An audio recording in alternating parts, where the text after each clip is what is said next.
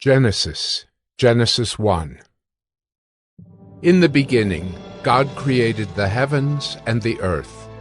The earth was without form and void, and darkness was over the face of the deep, and the Spirit of God was hovering over the face of the waters. And God said, "Let there be light." And there was light. And God saw that the light was good, and God separated the light from the darkness. God called the light day, and the darkness he called night.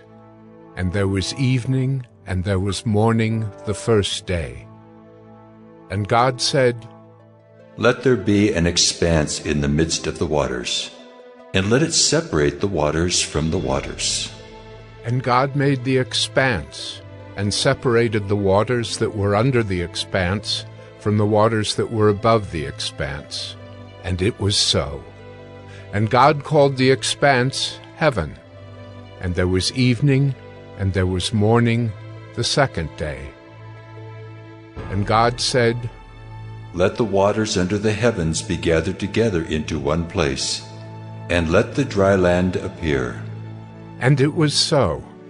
God called the dry land earth, and the waters that were gathered together he called seas. And God saw that it was good. And God said, "Let the earth sprout vegetation, plants yielding seed, and fruit trees bearing fruit in which is their seed, each according to its kind on the earth." And it was so. The earth brought forth vegetation, plants yielding seed according to their own kinds, and trees bearing fruit in which is their seed, each according to its kind. And God saw that it was good. And there was evening, and there was morning the third day. And God said, "Let there be lights in the expanse of the heavens to separate the day from the night, and let them be for signs and for seasons and for days and years. And let them be lights in the expanse of the heavens to give light upon the earth." And it was so. And God made the two great lights, the greater light to rule the day, and the lesser light to rule the night, and the stars. And God set them in the expanse of the heavens to give light on the earth, to rule over the day and over the night, and to separate the light from the darkness.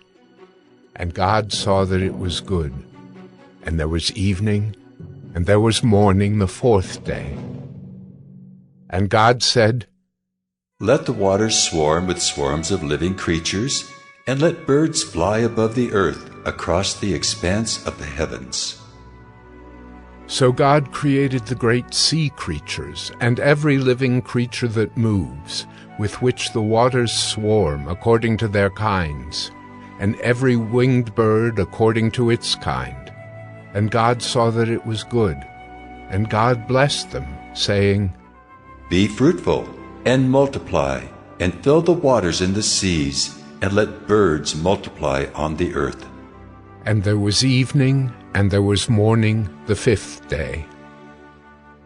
And God said, "Let the earth bring forth living creatures according to their kinds, livestock and creeping things, and beasts of the earth according to their kinds." And it was so. And God made the beasts of the earth according to their kinds, and the livestock according to their kinds, and everything that creeps on the ground according to its kind. And God saw that it was good. Then God said, "Let us make man in our image, after our likeness, and let them have dominion over the fish of the sea, and over the birds of the heavens, and over the livestock, and over all the earth, and over every creeping thing that creeps on the earth." So God created man in his own image. In the image of God he created him. Male and female he created them. And God blessed them.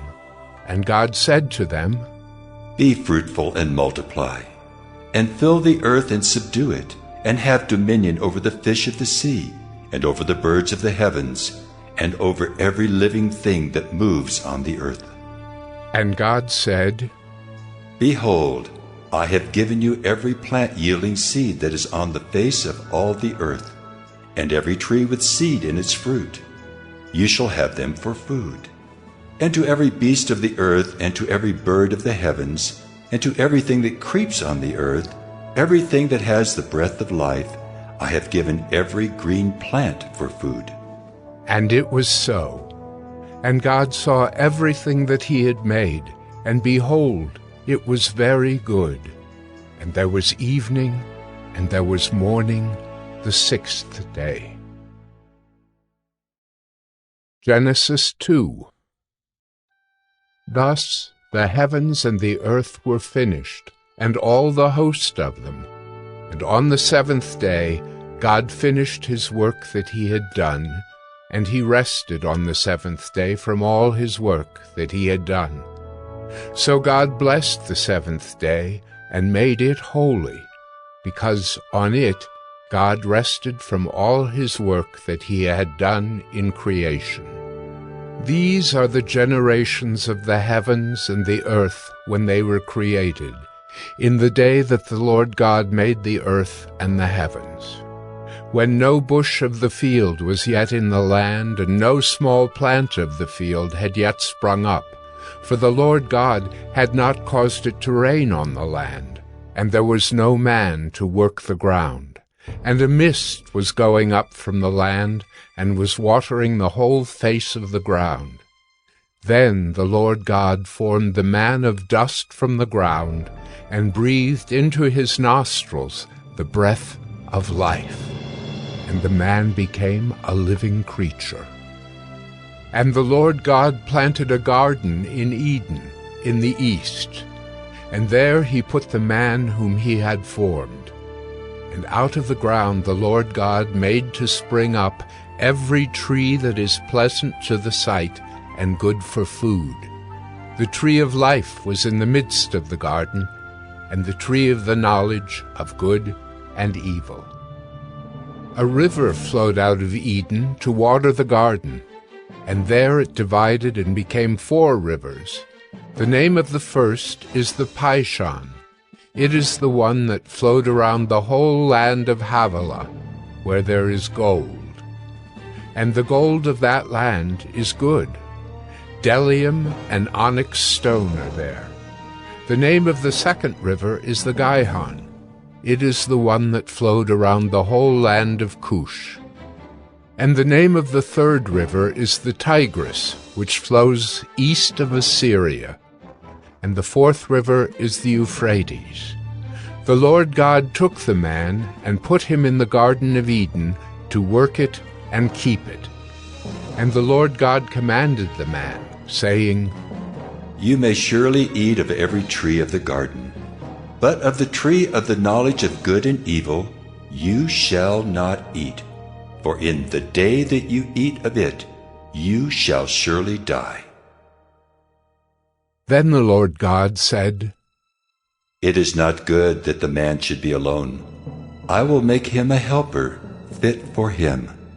Now out of the ground the Lord God had formed every beast of the field and every bird of the heavens, and brought them to the man, to see what he would call them. And whatever the man called every living creature, that was its name. The man gave names to all livestock, and to the birds of the heavens, and to every beast of the field. But for Adam there was not found a helper fit for him. So the Lord God caused a deep sleep to fall upon the man, and while he slept took one of his ribs and closed up its place with flesh. And the rib that the Lord God had taken from the man he made into a woman, and brought her to the man. Then the man said, This at last is bone of my bones, and flesh of my flesh. She shall be called woman, because she was taken out of man. Therefore a man shall leave his father and his mother, and hold fast to his wife, and they shall become one flesh. And the man and his wife were both naked, and were not ashamed. Genesis 3. Now the serpent was more crafty than any other beast of the field that the Lord God had made. He said to the woman, Did God actually say, "You shall not eat of any tree in the garden"? And the woman said to the serpent, We may eat of the fruit of the trees in the garden, but God said, You shall not eat of the fruit of the tree that is in the midst of the garden, neither shall you touch it, lest you die. But the serpent said to the woman, You will not surely die, for God knows that when you eat of it, your eyes will be opened, and you will be like God, knowing good and evil. So when the woman saw that the tree was good for food, and that it was a delight to the eyes, and that the tree was to be desired to make one wise, she took of its fruit and ate. And she also gave some to her husband who was with her, and he ate. Then the eyes of both were opened, and they knew that they were naked. And they sewed fig leaves together, and made themselves loincloths. And they heard the sound of the Lord God walking in the garden in the cool of the day. And the man and his wife hid themselves from the presence of the Lord God among the trees of the garden. But the Lord God called to the man and said to him, Where are you? And he said, I heard the sound of you in the garden, and I was afraid, because I was naked, and I hid myself. He said, Who told you that you were naked? Have you eaten of the tree of which I commanded you not to eat? The man said, The woman whom you gave to be with me, she gave me fruit of the tree, and I ate. Then the Lord God said to the woman, What is this that you have done? The woman said, The serpent deceived me, and I ate. The Lord God said to the serpent, Because you have done this, cursed are you above all livestock, and above all beasts of the field. On your belly you shall go, and dust you shall eat all the days of your life. I will put enmity between you and the woman, and between your offspring and her offspring. He shall bruise your head, and you shall bruise his heel. To the woman he said, I will surely multiply your pain in childbearing. In pain you shall bring forth children. Your desire shall be for your husband, and he shall rule over you. And to Adam he said, Because you have listened to the voice of your wife, and have eaten of the tree of which I commanded you, you shall not eat of it. Cursed is the ground because of you. In pain you shall eat of it all the days of your life. Thorns and thistles it shall bring forth for you, and you shall eat the plants of the field. By the sweat of your face you shall eat bread, till you return to the ground, for out of it you were taken. For you are dust, and to dust you shall return. The man called his wife's name Eve, because she was the mother of all living. And the Lord God made for Adam and for his wife garments of skins, and clothed them. Then the Lord God said, Behold, the man has become like one of us in knowing good and evil. Now, lest he reach out his hand and take also of the tree of life and eat, and live forever. Therefore the Lord God sent him out from the Garden of Eden to work the ground from which he was taken. He drove out the man, and at the east of the Garden of Eden he placed the cherubim and a flaming sword that turned every way to guard the way to the tree of life. Genesis 4. Now Adam knew Eve, his wife, and she conceived and bore Cain, saying, I have gotten a man with the help of the Lord. And again she bore his brother Abel. Now Abel was a keeper of sheep, and Cain a worker of the ground. In the course of time, Cain brought to the Lord an offering of the fruit of the ground, and Abel also brought of the firstborn of his flock and of their fat portions. And the Lord had regard for Abel and his offering, but for Cain and his offering he had no regard. So Cain was very angry, and his face fell. The Lord said to Cain, Why are you angry? And why has your face fallen? If you do well, will you not be accepted? And if you do not do well, sin is crouching at the door. Its desire is for you, but you must rule over it. Cain spoke to Abel his brother, and when they were in the field, Cain rose up against his brother Abel and killed him. Then the Lord said to Cain, Where is Abel, your brother? He said, I do not know. Am I my brother's keeper? And the Lord said, What have you done? The voice of your brother's blood is crying to me from the ground. And now you are cursed from the ground, which has opened its mouth to receive your brother's blood from your hand. When you work the ground, it shall no longer yield to you its strength. You shall be a fugitive and a wanderer on the earth. Cain said to the Lord, My punishment is greater than I can bear. Behold, you have driven me today away from the ground, and from your face I shall be hidden. I shall be a fugitive and a wanderer on the earth, and whoever finds me will kill me. Then the Lord said to him, Not so. If anyone kills Cain, vengeance shall be taken on him sevenfold. And the Lord put a mark on Cain, lest any who found him should attack him. Then Cain went away from the presence of the Lord, and settled in the land of Nod, east of Eden. Cain knew his wife, and she conceived and bore Enoch. When he built a city, he called the name of the city after the name of his son, Enoch. To Enoch was born Irad, and Irad fathered Mehujael, and Mehujael fathered Methushael, and Methushael fathered Lamech. And Lamech took 2 wives. The name of the one was Ada, and the name of the other Zillah. Ada bore Jabal. He was the father of those who dwell in tents and have livestock.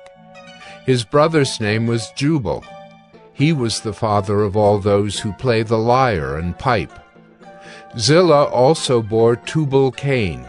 He was the forger of all instruments of bronze and iron. The sister of Tubal-Cain was Naamah.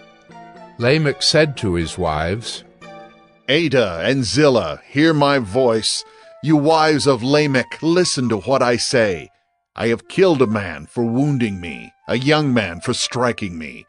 If Cain's revenge is sevenfold, then Lamech's is 77-fold. And Adam knew his wife again, and she bore a son and called his name Seth, for she said, God has appointed for me another offspring instead of Abel, for Cain killed him. To Seth also a son was born, and he called his name Enosh. At that time people began to call upon the name of the Lord. Genesis 5. This is the book of the generations of Adam. When God created man, he made him in the likeness of God. Male and female he created them, and he blessed them and named them man when they were created. When Adam had lived 130 years, he fathered a son in his own likeness, after his image, and named him Seth. The days of Adam after he fathered Seth were 800 years, and he had other sons and daughters. Thus all the days that Adam lived were 930 years, and he died. When Seth had lived 105 years, he fathered Enosh. Seth lived after he fathered Enosh 807 years, and had other sons and daughters. Thus all the days of Seth were 912 years, and he died. When Enosh had lived 90 years, he fathered Kenan. Enosh lived after he fathered Kenan 815 years, and had other sons and daughters. Thus all the days of Enosh were 905 years, and he died. When Kenan had lived 70 years, he fathered Mahalalel. Kenan lived after he fathered Mahalalel 840 years, and had other sons and daughters. Thus all the days of Kenan were 910 years, and he died. When Mahalalel had lived 65 years, he fathered Jared. Mahalalel lived after he fathered Jared 830 years, and had other sons and daughters. Thus all the days of Mahalalel were 895 years, and he died. When Jared had lived 162 years, he fathered Enoch. Jared lived after he fathered Enoch 800 years, and had other sons and daughters. Thus all the days of Jared were 962 years, and he died. When Enoch had lived 65 years, he fathered Methuselah. Enoch walked with God after he fathered Methuselah 300 years, and had other sons and daughters. Thus all the days of Enoch were 365 years. Enoch walked with God, and he was not, for God took him. When Methuselah had lived 187 years, he fathered Lamech.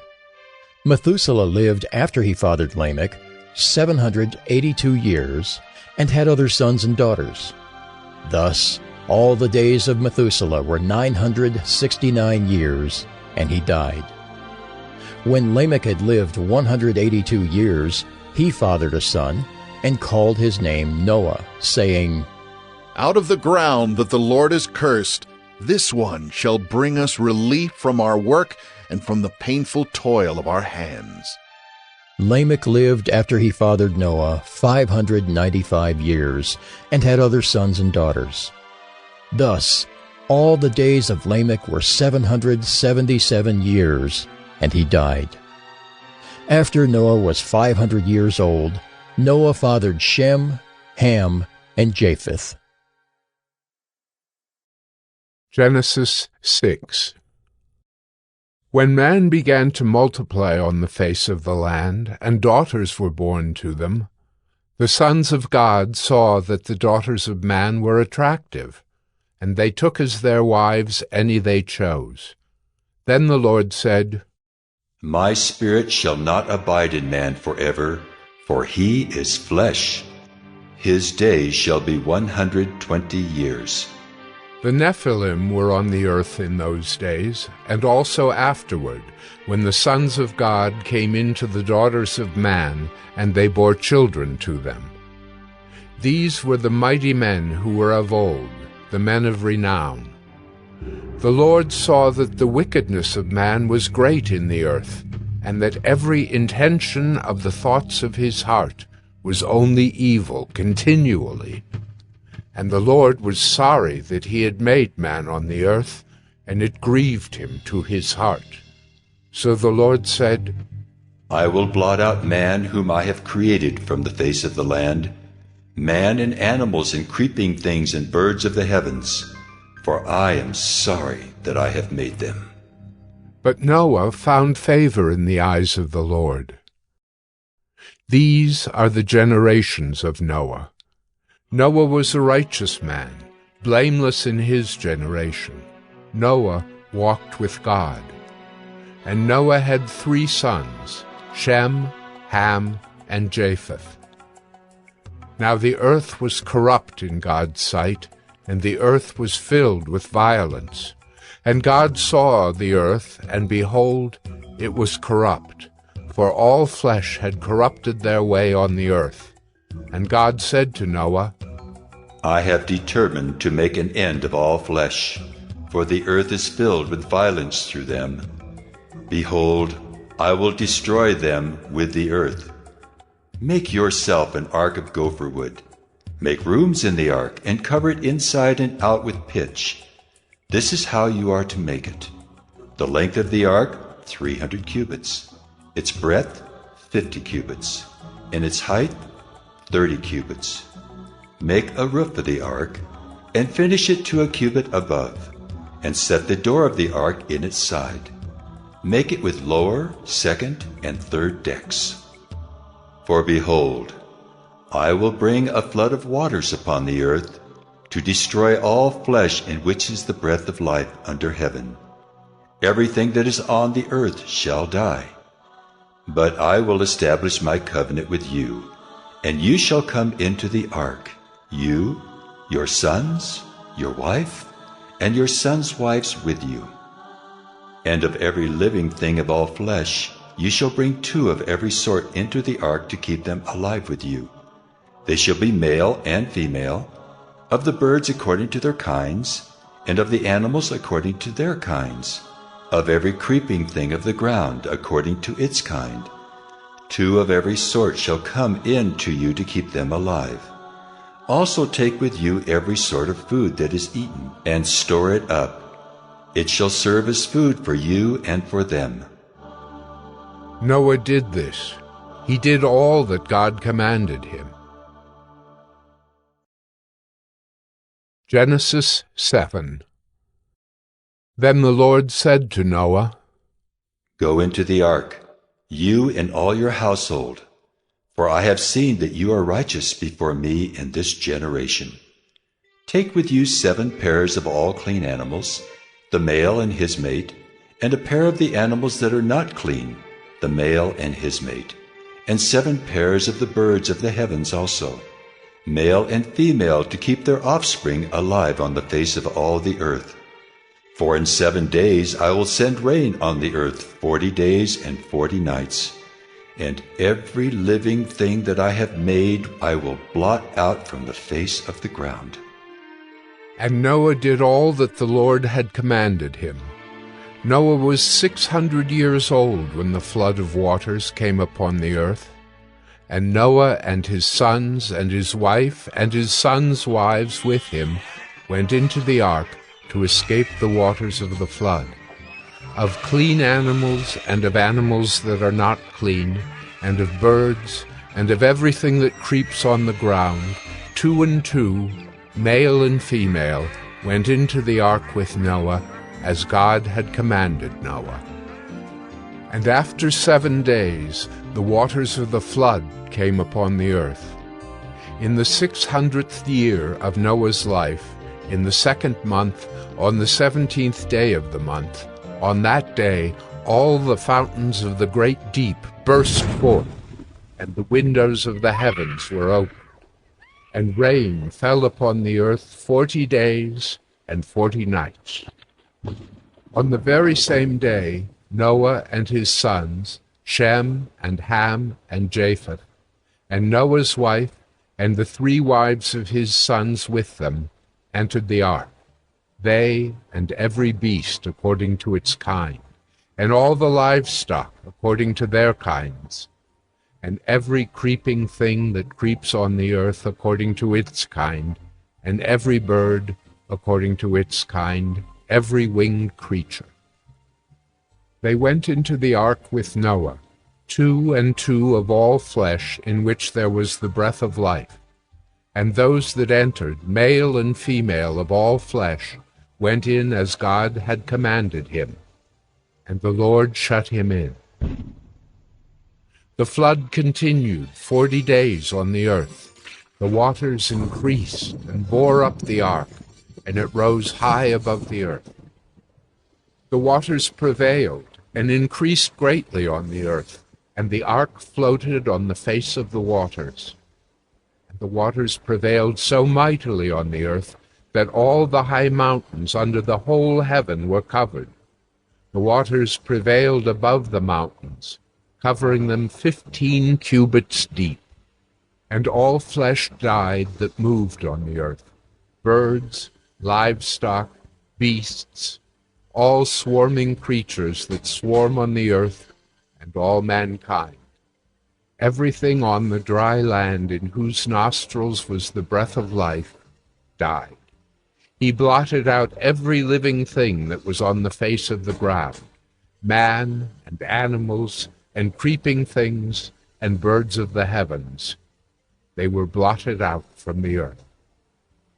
Only Noah was left, and those who were with him in the ark.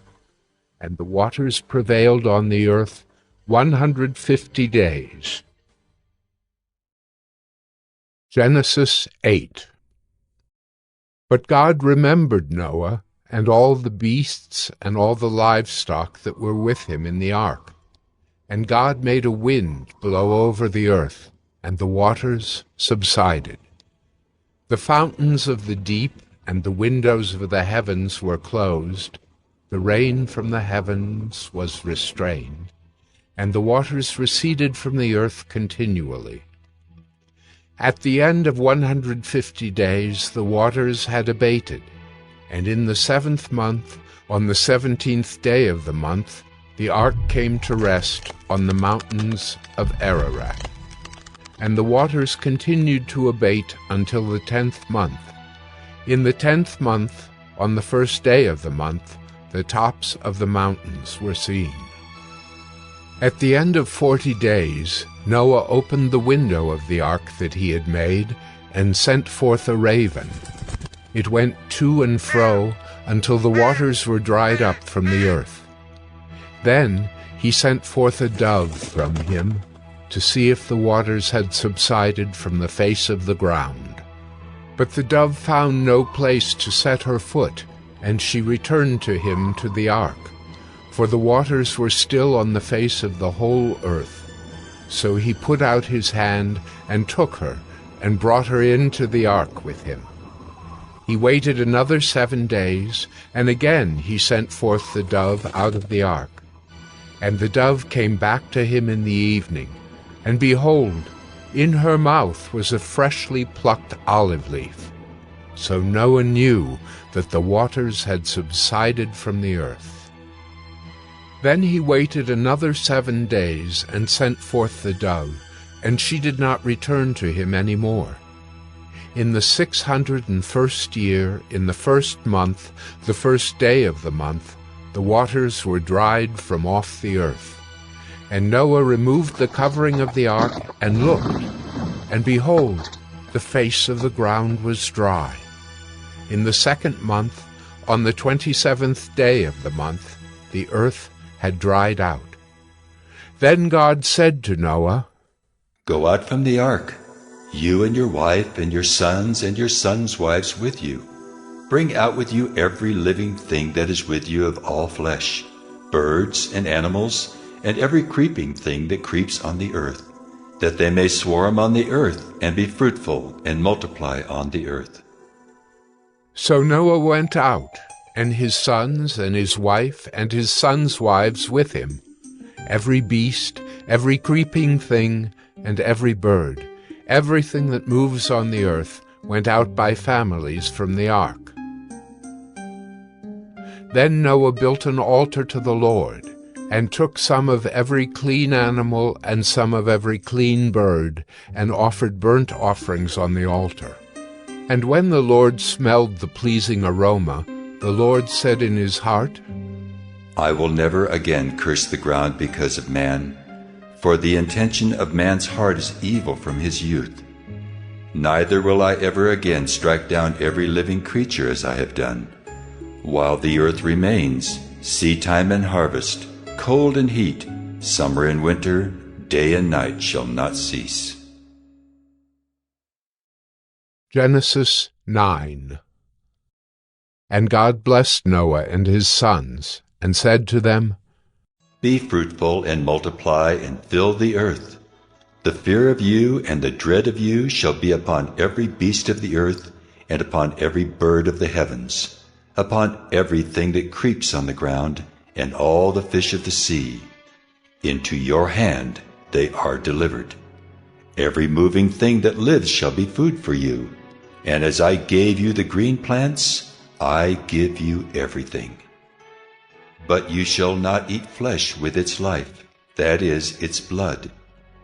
And for your lifeblood I will require a reckoning.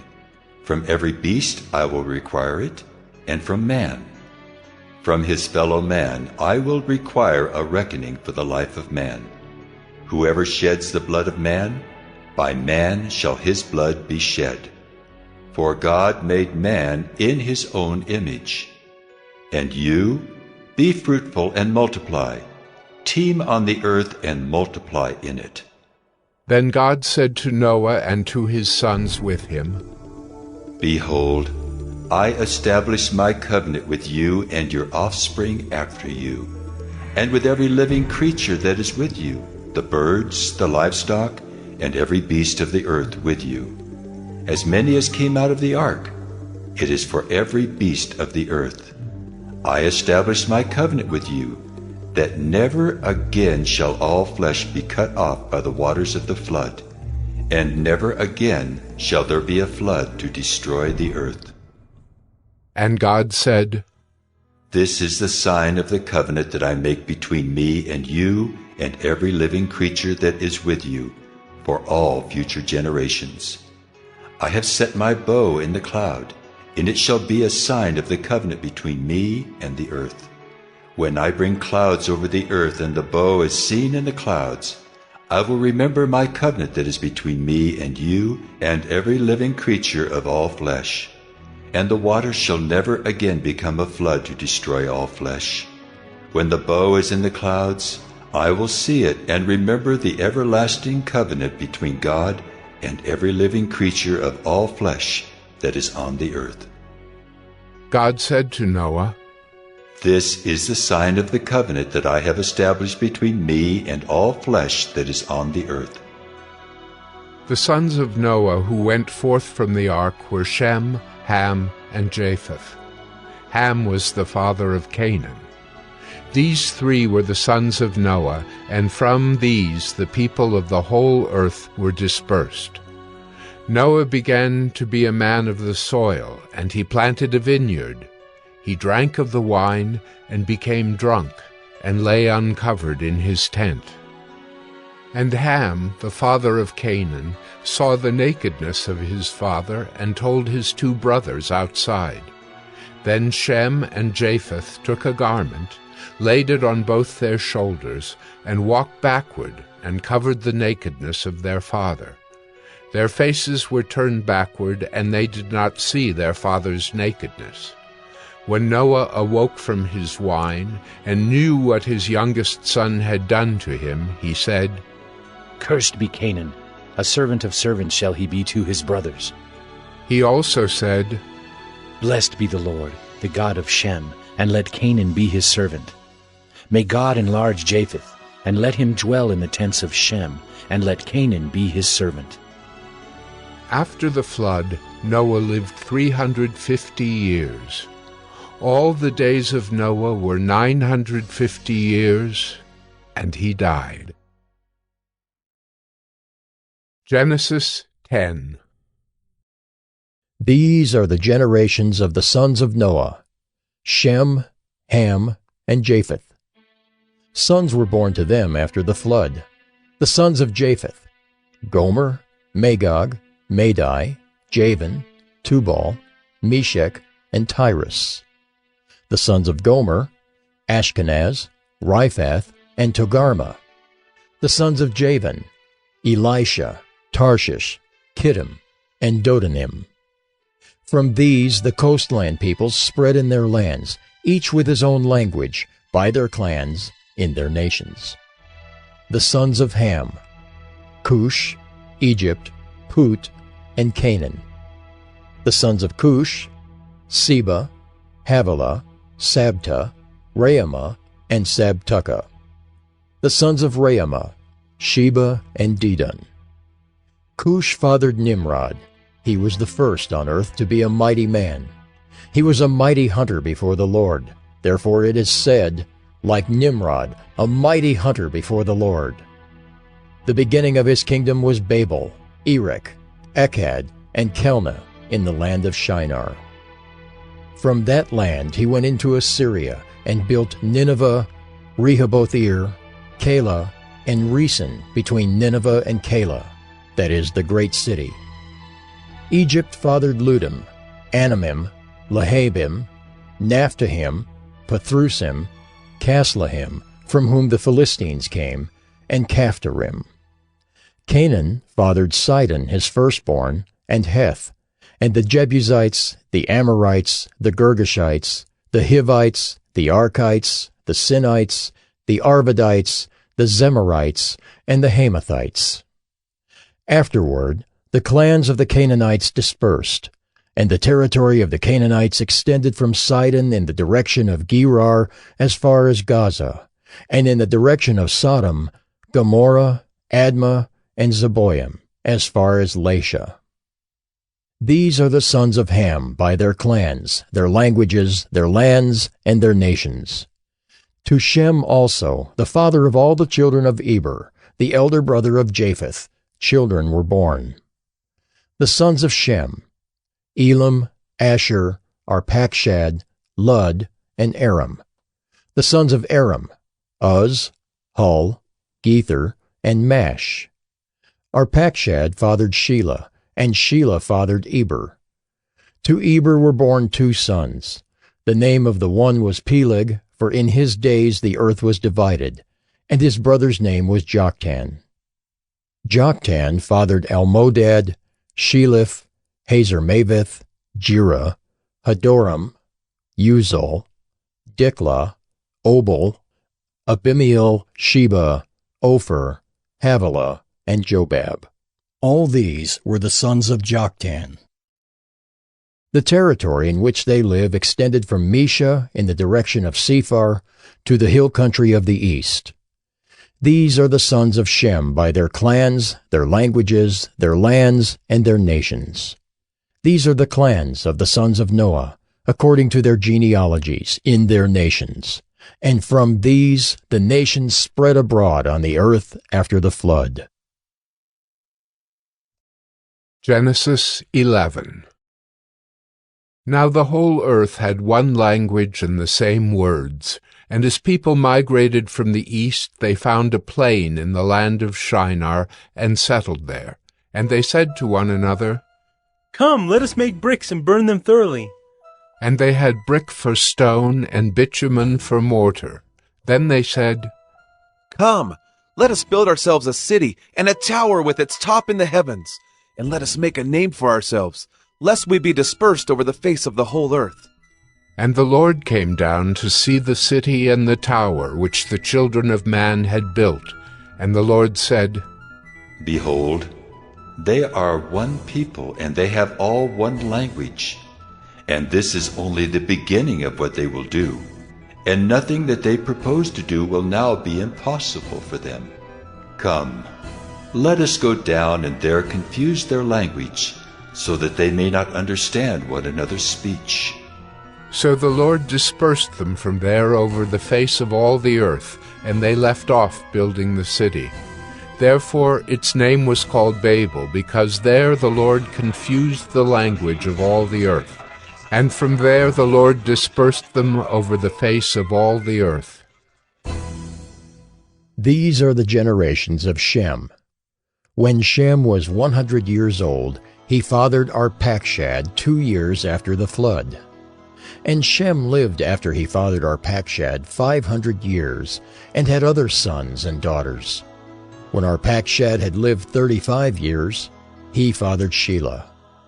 And Arpachshad lived after he fathered Shelah 403 years, and had other sons and daughters. When Shelah had lived 30 years, he fathered Eber. And Shelah lived after he fathered Eber 403 years, and had other sons and daughters. When Eber had lived 34 years, he fathered Peleg. And Eber lived after he fathered Peleg 430 years, and had other sons and daughters. When Peleg had lived 30 years, he fathered Reu. And Peleg lived after he fathered Reu 209 years, and had other sons and daughters. When Reu had lived 32 years, he fathered Serug. And Reu lived after he fathered Serug 207 years, and had other sons and daughters. When Serug had lived 30 years, he fathered Nahor. And Serug lived after he fathered Nahor 200 years, and had other sons and daughters. When Nahor had lived 29 years, he fathered Terah. And Nahor lived after he fathered Terah 119 years, and had other sons and daughters. When Terah had lived 70 years, he fathered Abram, Nahor, and Haran. Now these are the generations of Terah. Terah fathered Abram, Nahor, and Haran. And Haran fathered Lot. Haran died in the presence of his father Terah in the land of his kindred, in Ur of the Chaldeans. And Abram and Nahor took wives. The name of Abram's wife was Sarai, and the name of Nahor's wife Milcah, the daughter of Haran, the father of Milcah and Iscah. Now Sarai was barren, she had no child. Terah took Abram his son, and Lot the son of Haran, his grandson, and Sarai his daughter-in-law, his son Abram's wife, and they went forth together from Ur of the Chaldeans to go into the land of Canaan. But when they came to Haran, they settled there. The days of Terah were 205 years, and Terah died in Haran. Genesis 12. Now the Lord said to Abram, Go from your country and your kindred and your father's house to the land that I will show you. And I will make of you a great nation, and I will bless you and make your name great, so that you will be a blessing. I will bless those who bless you, and him who dishonors you I will curse. And in you all the families of the earth shall be blessed. So Abram went as the Lord had told him, and Lot went with him. Abram was 75 years old when he departed from Haran. And Abram took Sarai his wife, and Lot his brother's son, and all their possessions that they had gathered, and the people that they had acquired in Haran, and they set out to go to the land of Canaan. When they came to the land of Canaan, Abram passed through the land to the place at Shechem, to the oak of Moreh. At that time the Canaanites were in the land. Then the Lord appeared to Abram and said, To your offspring I will give this land. So he built there an altar to the Lord, who had appeared to him. From there he moved to the hill country on the east of Bethel, and pitched his tent, with Bethel on the west and Ai on the east. And there he built an altar to the Lord, and called upon the name of the Lord. And Abram journeyed on, still going toward the Negeb. Now there was a famine in the land, so Abram went down to Egypt to sojourn there, for the famine was severe in the land. When he was about to enter Egypt, he said to Sarai his wife, I know that you are a woman beautiful in appearance, and when the Egyptians see you, they will say, This is his wife. Then they will kill me, but they will let you live. Say you are my sister, that it may go well with me because of you, and that my life may be spared for your sake. When Abram entered Egypt, the Egyptians saw that the woman was very beautiful. And when the princes of Pharaoh saw her, they praised her to Pharaoh. And the woman was taken into Pharaoh's house. And for her sake he dealt well with Abram. And he had sheep, oxen, male donkeys, male servants, female donkeys, and camels. But the Lord afflicted Pharaoh and his house with great plagues because of Sarai, Abram's wife. So Pharaoh called Abram and said, What is this you have done to me? Why did you not tell me that she was your wife? Why did you say, She is my sister, so that I took her for my wife? Now then, here is your wife. Take her and go. And Pharaoh gave men orders concerning him, and they sent him away with his wife and all that he had. Genesis 13. So Abram went up from Egypt, he and his wife and all that he had, and Lot with him, into the Negeb. Now Abram was very rich in livestock, in silver, and in gold.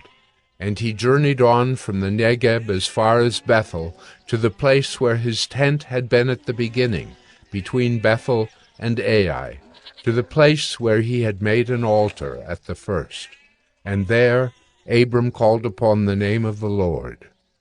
And Lot, who went with Abram, also had flocks and herds and tents, so that the land could not support both of them dwelling together, for their possessions were so great that they could not dwell together.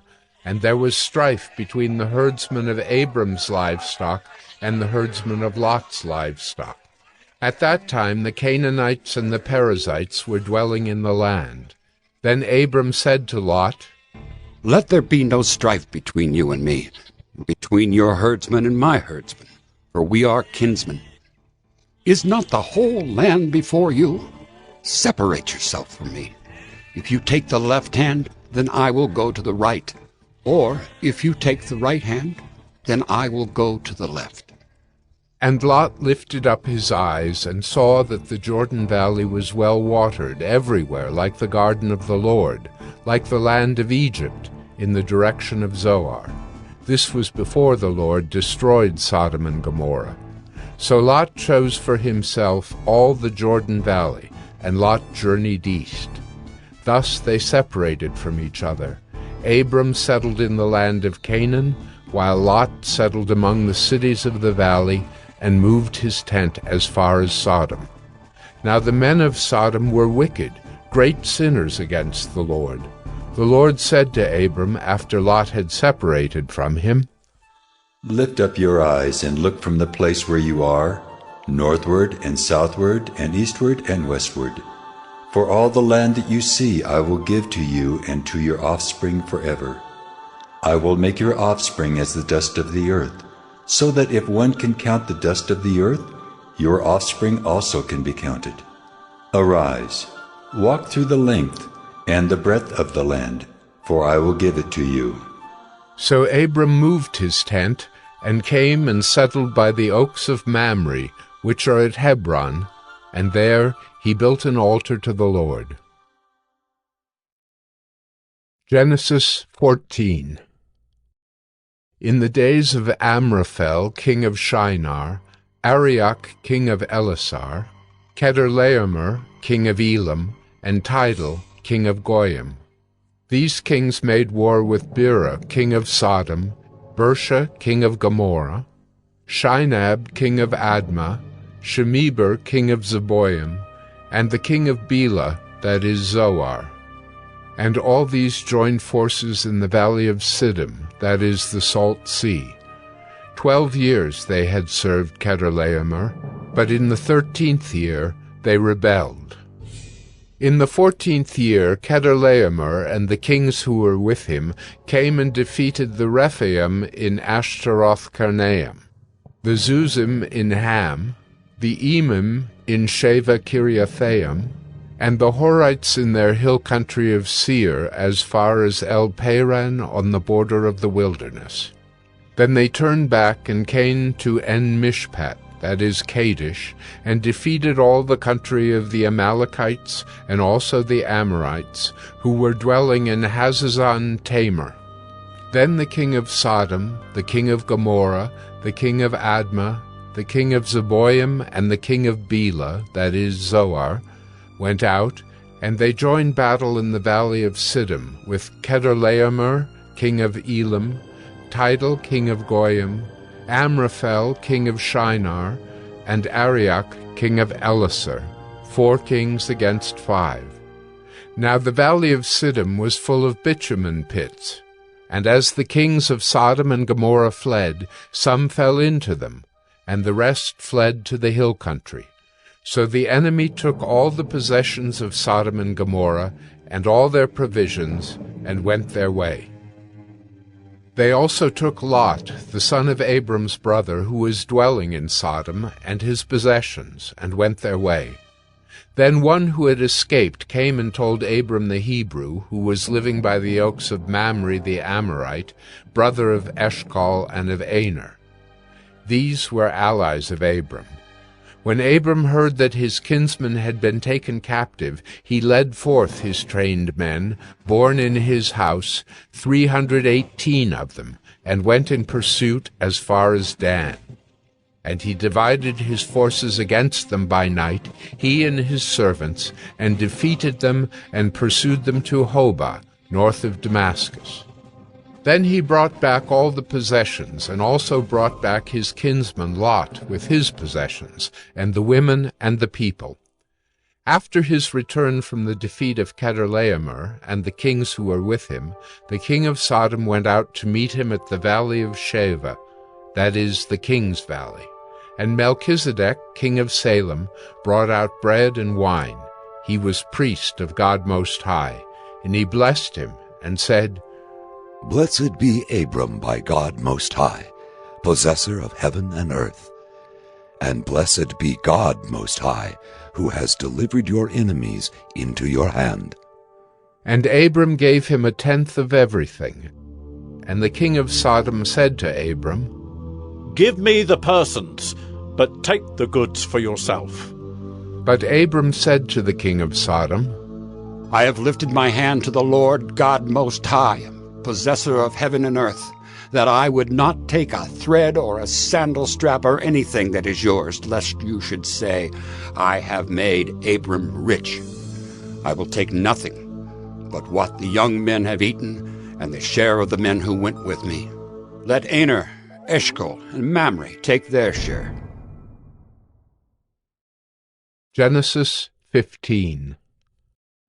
After these things the word of the Lord came to Abram in a vision. Fear not, Abram. I am your shield. Your reward shall be very great. But Abram said, O Lord God, what will you give me, for I continue childless, and the heir of my house is Eliezer of Damascus?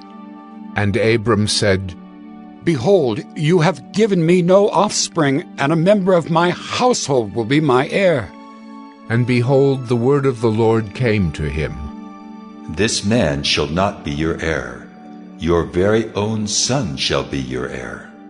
And he brought him outside and said, Look toward heaven, and number the stars, if you are able to number them. Then he said to him, So shall your offspring be. And he believed the Lord, and he counted it to him as righteousness. And he said to him, I am the Lord who brought you out from Ur of the Chaldeans, to give you this land to possess. But he said, O Lord God, how am I to know that I shall possess it? He said to him, Bring me a heifer 3 years old, a female goat 3 years old, a ram 3 years old, a turtle dove, and a young pigeon. And he brought him all these, cut them in half, and laid each half over against the other. But he did not cut the birds in half. And when birds of prey came down on the carcasses, Abram drove them away. As the sun was going down, a deep sleep fell on Abram, and behold, dreadful and great darkness fell upon him. Then the Lord said to Abram, Know for certain that your offspring will be sojourners in a land that is not theirs, and will be servants there, and they will be afflicted for 400 years. But I will bring judgment on the nation that they serve, and afterward they shall come out with great possessions. As for yourself, you shall go to your fathers in peace. You shall be buried in a good old age. And they shall come back here in the 4th generation, for the iniquity of the Amorites is not yet complete. When the sun had gone down and it was dark, behold, a smoking fire pot and a flaming torch passed between these pieces. On that day the Lord made a covenant with Abram, saying, To your offspring I give this land, from the river of Egypt to the great river, the river Euphrates, the land of the Kenites, the Kenizzites, the Cadmonites, the Hittites, the Perizzites, the Rephaim, the Amorites, the Canaanites, the Girgashites, and the Jebusites. Genesis 16. Now Sarai, Abram's wife, had borne him no children. She had a female Egyptian servant whose name was Hagar, and Sarai said to Abram, Behold now, the Lord has prevented me from bearing children. Go into my servant. It may be that I shall obtain children by her. And Abram listened to the voice of Sarai. So after Abram had lived 10 years in the land of Canaan, Sarai, Abram's wife, took Hagar the Egyptian her servant, and gave her to Abram her husband as a wife.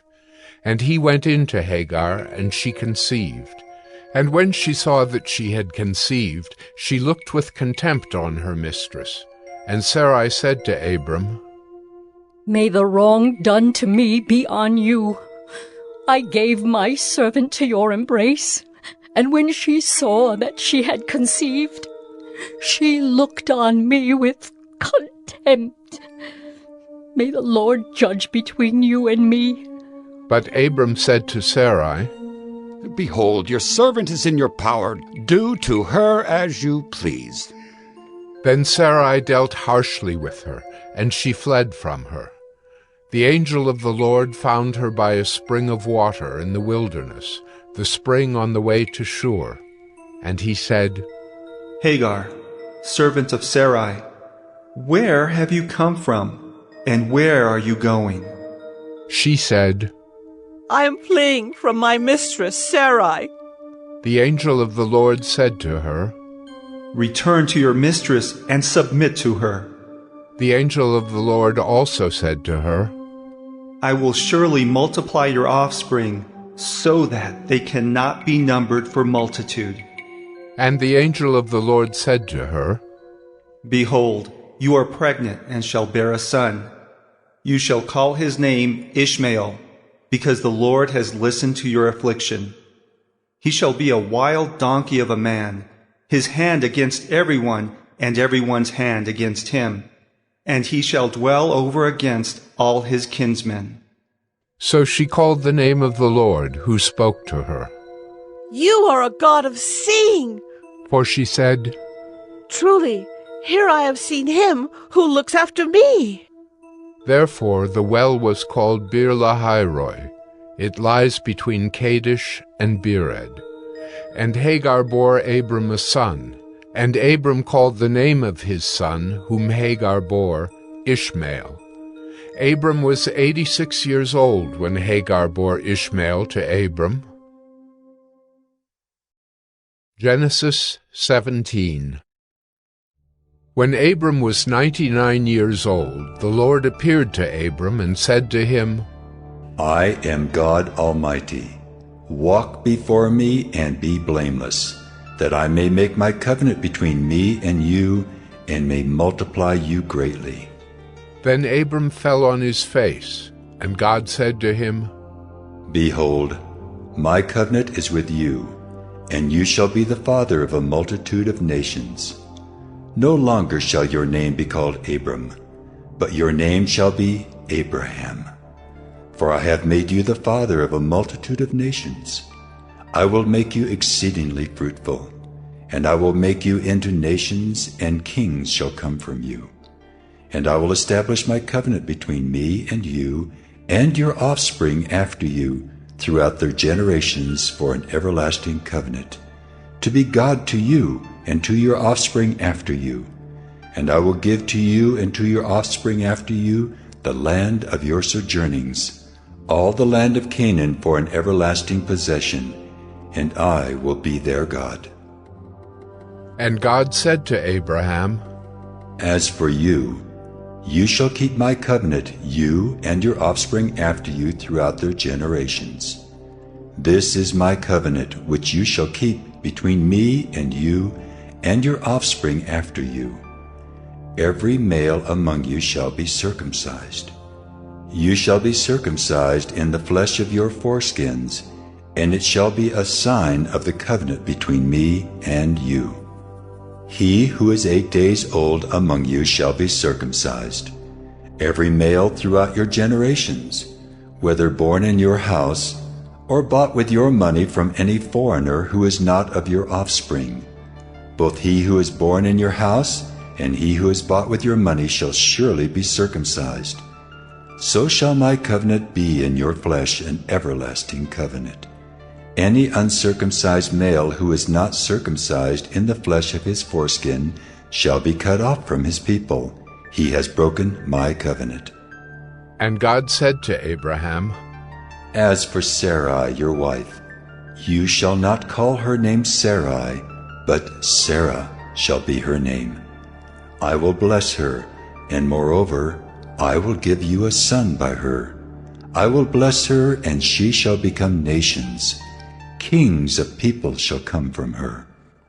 Then Abraham fell on his face and laughed, and said to himself, Should a child be born to a man who was 100 years old? Shall Sarah, who is 90 years old, bear a child? And Abraham said to God, Oh, that Ishmael might live before you. God said, No, but Sarah your wife shall bear you a son, and you shall call his name Isaac. I will establish my covenant with him as an everlasting covenant for his offspring after him. As for Ishmael, I have heard you. Behold, I have blessed him and will make him fruitful, and multiply him greatly. He shall father 12 princes, and I will make him into a great nation. But I will establish my covenant with Isaac, whom Sarah shall bear to you at this time next year. When he had finished talking with him, God went up from Abraham. Then Abraham took Ishmael his son, and all those born in his house or bought with his money, every male among the men of Abraham's house, and he circumcised the flesh of their foreskins that very day, as God had said to him. Abraham was 99 years old when he was circumcised in the flesh of his foreskin, and Ishmael his son was 13 years old when he was circumcised in the flesh of his foreskin. That very day Abraham and his son Ishmael were circumcised. And all the men of his house, those born in the house, and those bought with money from a foreigner, were circumcised with him. Genesis 18. And the Lord appeared to him by the oaks of Mamre, as he sat at the door of his tent in the heat of the day. He lifted up his eyes and looked, and behold, 3 men were standing in front of him.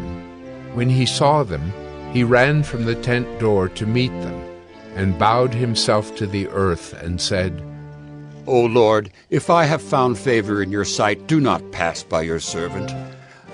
Let a little water be brought, and wash your feet, and rest yourselves under the tree, while I bring a morsel of bread that you may refresh yourselves, and after that you may pass on, since you have come to your servant.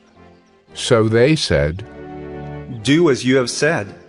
And Abraham went quickly into the tent to Sarah, and said, Quick, 3 seahs of fine flour, knead it, and make cakes. And Abraham ran to the herd, and took a calf, tender and good, and gave it to a young man, who prepared it quickly. Then he took curds and milk and the calf that he had prepared, and set it before them. And he stood by them under the tree while they ate.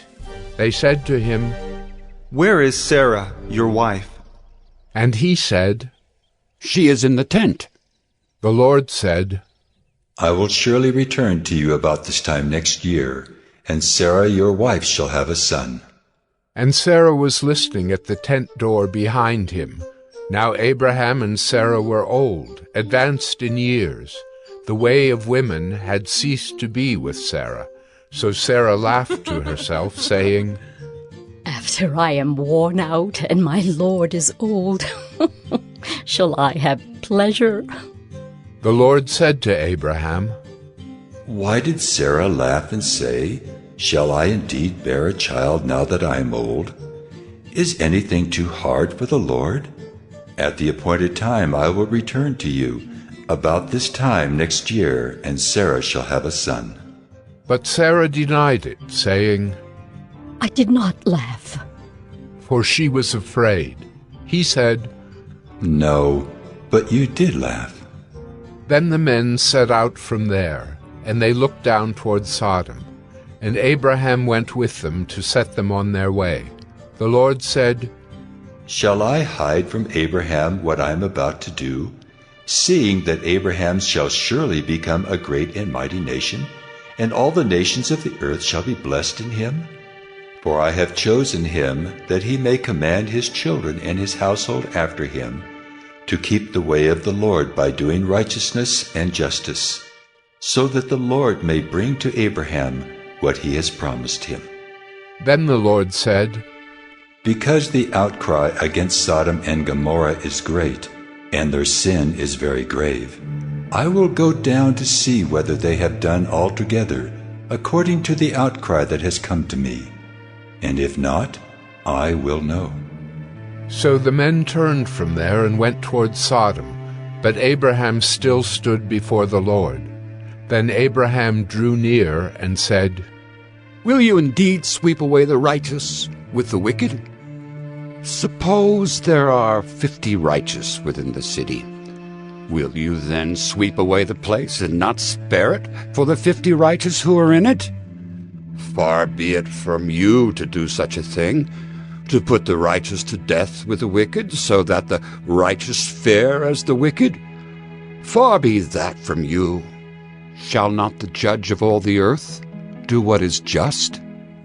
And the Lord said, If I find at Sodom 50 righteous in the city, I will spare the whole place for their sake. Abraham answered and said, Behold, I have undertaken to speak to the Lord, I who am but dust and ashes. Suppose 5 of the 50 righteous are lacking. Will you destroy the whole city for lack of 5? And he said, I will not destroy it if I find 45 there. Again he spoke to him and said, Suppose 40 are found there. He answered, For the sake of 40 I will not do it. Then he said, Oh, let not the Lord be angry, and I will speak. Suppose 30 are found there. He answered, I will not do it if I find 30 there. He said, Behold, I have undertaken to speak to the Lord. Suppose 20 are found there. He answered, For the sake of 20, I will not destroy it.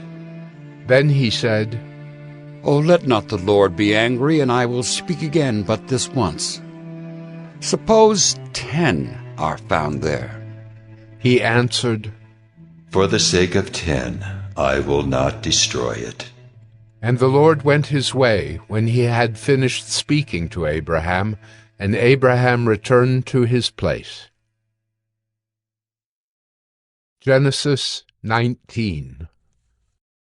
The 2 angels came to Sodom in the evening, and Lot was sitting in the gate of Sodom. When Lot saw them, he rose to meet them and bowed himself with his face to the earth, and said, My lords, please turn aside to your servant's house and spend the night and wash your feet. Then you may rise up early and go on your way. They said, No, we will spend the night in the town square. But he pressed them strongly, so they turned aside to him and entered his house. And he made them a feast, and baked unleavened bread, and they ate. But before they lay down, the men of the city, the men of Sodom, both young and old, all the people to the last man, surrounded the house. And they called to Lot, Where are the men who came to you tonight? Bring them out to us, that we may know them. Lot went out to the men at the entrance, shut the door after him, and said, I beg you, my brothers, do not act so wickedly. Behold, I have 2 daughters who have not known any man. Let me bring them out to you, and do to them as you please. Only do nothing to these men, for they have come under the shelter of my roof. But they said, Stand back! And they said, This fellow came to sojourn, and he has become the judge? Now we will deal worse with you than with them. Then they pressed hard against the man Lot, and drew near to break the door down. But the men reached out their hands and brought Lot into the house with them and shut the door. And they struck with blindness the men who were at the entrance of the house, both small and great, so that they wore themselves out, groping for the door. Then the men said to Lot, "Have you anyone else here? Sons-in-law, sons, daughters, or anyone you have in the city? Bring them out of the place. For we are about to destroy this place, because the outcry against its people has become great before the Lord, and the Lord has sent us to destroy it." So Lot went out and said to his sons-in-law, who were to marry his daughters, "Up! Get out of this place, for the Lord is about to destroy the city." But he seemed to his sons-in-law to be jesting. As morning dawned, the angels urged Lot, saying, "Up, take your wife and your 2 daughters who are here, lest you be swept away in the punishment of the city." But he lingered. So the men seized him and his wife and his 2 daughters by the hand, the Lord being merciful to him, and they brought him out and set him outside the city. And as they brought them out, one said, "Escape for your life. Do not look back or stop anywhere in the valley. Escape to the hills, lest you be swept away." And Lot said to them, "Oh no, my lords. Behold, your servant has found favor in your sight, and you have shown me great kindness in saving my life. But I cannot escape to the hills, lest the disaster overtake me and I die. Behold, this city is near enough to flee to, and it is a little one. Let me escape there. Is it not a little one? And my life will be saved." He said to him, "Behold, I grant you this favor also, that I will not overthrow the city of which you have spoken. Escape there quickly, for I can do nothing till you arrive there." Therefore the name of the city was called Zoar. The sun had risen on the earth when Lot came to Zoar. Then the Lord rained on Sodom and Gomorrah sulfur and fire from the Lord out of heaven. And he overthrew those cities, and all the valley, and all the inhabitants of the cities, and what grew on the ground. But Lot's wife, behind him, looked back, and she became a pillar of salt. And Abraham went early in the morning to the place where he had stood before the Lord. And he looked down toward Sodom and Gomorrah, and toward all the land of the valley. And he looked, and behold, the smoke of the land went up like the smoke of a furnace. So it was that when God destroyed the cities of the valley, God remembered Abraham and sent Lot out of the midst of the overthrow when he overthrew the cities in which Lot had lived. Now Lot went up out of Zoar and lived in the hills with his 2 daughters, for he was afraid to live in Zoar. So he lived in a cave with his 2 daughters. And the firstborn said to the younger, "Our father is old, and there's not a man on earth to come in to us after the manner of all the earth. Come, let us make our father drink wine, and we will lie with him, that we may preserve offspring from our father." So they made their father drink wine that night, and the firstborn went in and lay with her father. He did not know when she lay down or when she arose. The next day the firstborn said to the younger, "Behold, I lay last night with my father. Let us make him drink wine tonight also. Then you go in and lie with him, that we may preserve offspring from our father." So they made their father drink wine that night also. And the younger arose and lay with him, and he did not know when she lay down or when she arose. Thus both the daughters of Lot became pregnant by their father. The firstborn bore a son and called his name Moab. He is the father of the Moabites to this day. The younger also bore a son and called his name Ben-Ammi. He is the father of the Ammonites to this day. Genesis 20. From there, Abraham journeyed toward the territory of the Negeb and lived between Kadesh and Shur. And he sojourned in Gerar. And Abraham said of Sarah his wife, She is my sister. And Abimelech, king of Gerar, sent and took Sarah. But God came to Abimelech in a dream by night and said to him, Behold, you are a dead man because of the woman whom you have taken, for she is a man's wife. Now Abimelech had not approached her, so he said, Lord, will you kill an innocent people? Did he not himself say to me, She is my sister? And she herself said, He is my brother. In the integrity of my heart and the innocence of my hands, I have done this. Then God said to him in the dream, Yes, I know that you have done this in the integrity of your heart, and it was I who kept you from sinning against me. Therefore, I did not let you touch her.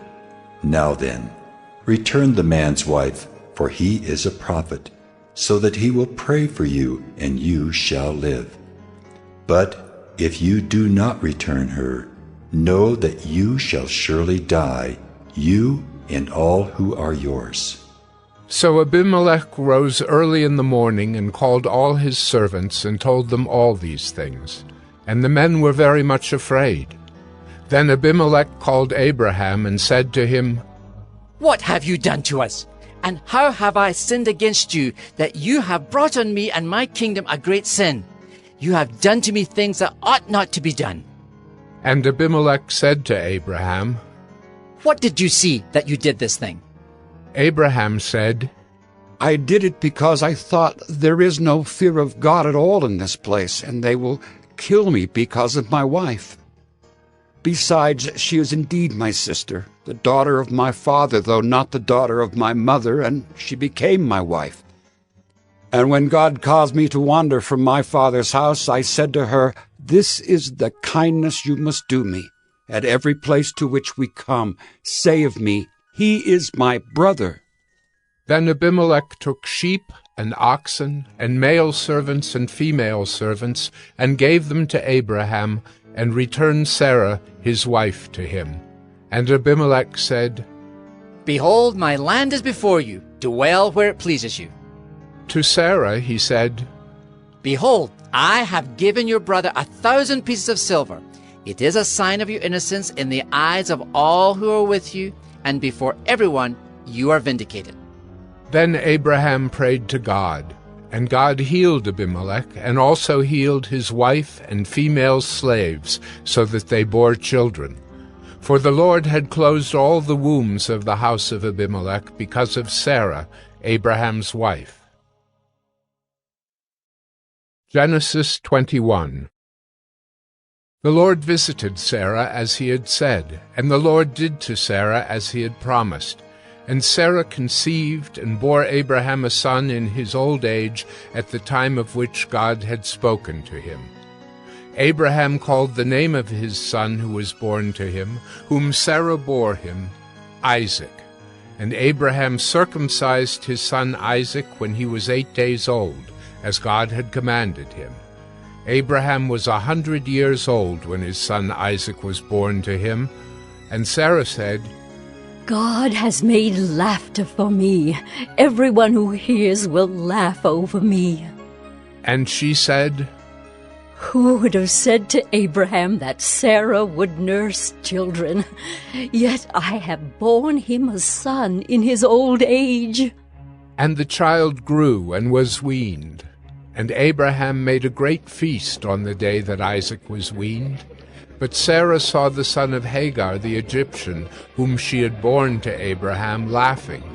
So she said to Abraham, Cast out this slave woman with her son, for the son of this slave woman shall not be heir with my son Isaac.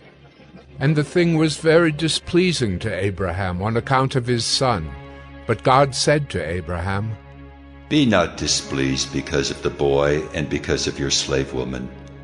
Whatever Sarah says to you, do as she tells you, for through Isaac shall your offspring be named. And I will make a nation of the son of the slave woman also, because he is your offspring. So Abraham rose early in the morning, and took bread and a skin of water, and gave it to Hagar, putting it on her shoulder along with the child, and sent her away. And she departed and wandered in the wilderness of Beersheba.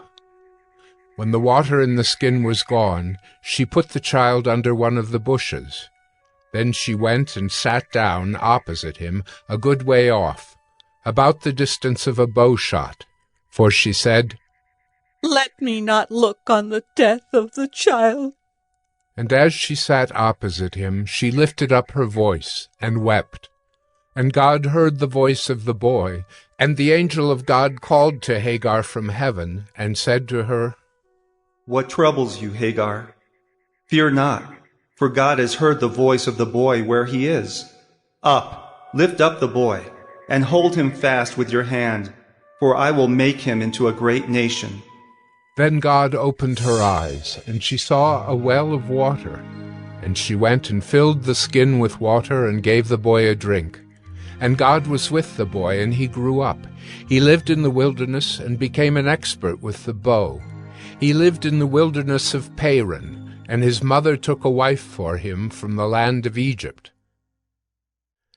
At that time Abimelech and Phicol the commander of his army said to Abraham, "God is with you in all that you do. Now therefore swear to me here by God that you will not deal falsely with me or with my descendants or with my posterity. But as I have dealt kindly with you, so you will deal with me and with the land where you have sojourned." And Abraham said, "I will swear." When Abraham reproved Abimelech about a well of water that Abimelech's servants had seized, Abimelech said, "I do not know who has done this thing. You did not tell me, and I have not heard of it until today." So Abraham took sheep and oxen and gave them to Abimelech, and the two men made a covenant. Abraham set 7 ewe lambs of the flock apart, and Abimelech said to Abraham, "What is the meaning of these 7 ewe lambs that you have set apart?" He said, "These 7 ewe lambs you will take from my hand, that this may be a witness for me that I dug this well." Therefore that place was called Beersheba, because there both of them swore an oath. So they made a covenant at Beersheba. Then Abimelech and Phicol the commander of his army rose up and returned to the land of the Philistines. Abraham planted a tamarisk tree in Beersheba, and called there on the name of the Lord, the everlasting God. And Abraham sojourned many days in the land of the Philistines. Genesis 22. After these things God tested Abraham, and said to him, "Abraham." And he said, "Here am I." He said, "Take your son, your only son Isaac, whom you love, and go to the land of Moriah, and offer him there as a burnt offering on one of the mountains of which I shall tell you." So Abraham rose early in the morning, saddled his donkey, and took 2 of his young men with him and his son Isaac. And he cut the wood for the burnt offering, and arose and went to the place of which God had told him. On the 3rd day Abraham lifted up his eyes and saw the place from afar. Then Abraham said to his young men, "Stay here with the donkey. I and the boy will go over there and worship and come again to you." And Abraham took the wood of the burnt offering and laid it on Isaac his son. And he took in his hand the fire and the knife. So they went both of them together. And Isaac said to his father Abraham, "My father." And he said, "Here am I, my son." He said, "Behold the fire and the wood, but where is the lamb for a burnt offering?" Abraham said, "God will provide for himself the lamb for a burnt offering, my son." So they went both of them together. When they came to the place of which God had told him, Abraham built the altar there, and laid the wood in order, and bound Isaac his son, and laid him on the altar on top of the wood. Then Abraham reached out his hand, and took the knife to slaughter his son. But the angel of the Lord called to him from heaven and said, Abraham, Abraham!" And he said, "Here am I." He said, "Do not lay your hand on the boy, or do anything to him, for now I know that you fear God, seeing you have not withheld your son, your only son, from me." And Abraham lifted up his eyes and looked, and behold, behind him was a ram caught in a thicket by his horns. And Abraham went and took the ram and offered it up as a burnt offering instead of his son. So Abraham called the name of that place, "The Lord will provide." As it is said to this day, "On the mount of the Lord it shall be provided." And the angel of the Lord called to Abraham a second time from heaven, and said, "By myself I have sworn, declares the Lord, because you have done this, and have not withheld your son, your only son. I will surely bless you, and I will surely multiply your offspring as the stars of heaven, and as the sand that is on the seashore. And your offspring shall possess the gate of his enemies. And in your offspring shall all the nations of the earth be blessed, because you have obeyed my voice." So Abraham returned to his young men, and they arose and went together to Beersheba. And Abraham lived at Beersheba. Now after these things it was told to Abraham, "Behold, Milcah also has borne children to your brother Nahor. Uz his firstborn, Buz his brother, Kemuel the father of Aram, Kesed, Hazo, Pildash, Jidlaph, and Bethuel." Bethuel fathered Rebekah. These 8 Milcah bore to Nahor, Abraham's brother. Moreover, his concubine, whose name was Reumah, bore Tebah, Gaham, Tahash, and Maacah. Genesis 23. Sarah lived 127 years. These were the years of the life of Sarah. And Sarah died at Kiriath Arba, that is Hebron, in the land of Canaan. And Abraham went in to mourn for Sarah and to weep for her. And Abraham rose up from before his dead and said to the Hittites, "I am a sojourner and foreigner among you. Give me property among you for a burying place, that I may bury my dead out of my sight." The Hittites answered Abraham, "Hear us, my lord. You are a prince of God among us. Bury your dead in the choicest of our tombs. None of us will withhold from you his tomb, to hinder you from burying your dead." Abraham rose and bowed to the Hittites, the people of the land, and he said to them, "If you are willing that I should bury my dead out of my sight, hear me and entreat for me Ephron, the son of Zohar, that he may give me the cave of Machpelah which he owns. It is at the end of his field. For the full price let him give it to me in your presence as property for a burying place." Now Ephron was sitting among the Hittites, and Ephron the Hittite answered Abraham in the hearing of the Hittites, of all who went in at the gate of his city. "No, my lord, hear me. I give you the field, and I give you the cave that is in it. In the sight of the sons of my people I give it to you. Bury your dead." Then Abraham bowed down before the people of the land, and he said to Ephron in the hearing of the people of the land, "But if you will, hear me. I give the price of the field. Accept it from me that I may bury my dead there." Ephron answered Abraham, "My lord, listen to me. A piece of land worth 400 shekels of silver. What is that between you and me? Bury your dead." Abraham listened to Ephron, and Abraham weighed out for Ephron the silver that he had named in the hearing of the Hittites, 400 shekels of silver, according to the weights current among the merchants. So the field of Ephron in Machpelah, which was to the east of Mamre, the field with the cave that was in it, and all the trees that were in the field, throughout its whole area, was made over to Abraham as a possession in the presence of the Hittites, before all who went in at the gate of his city.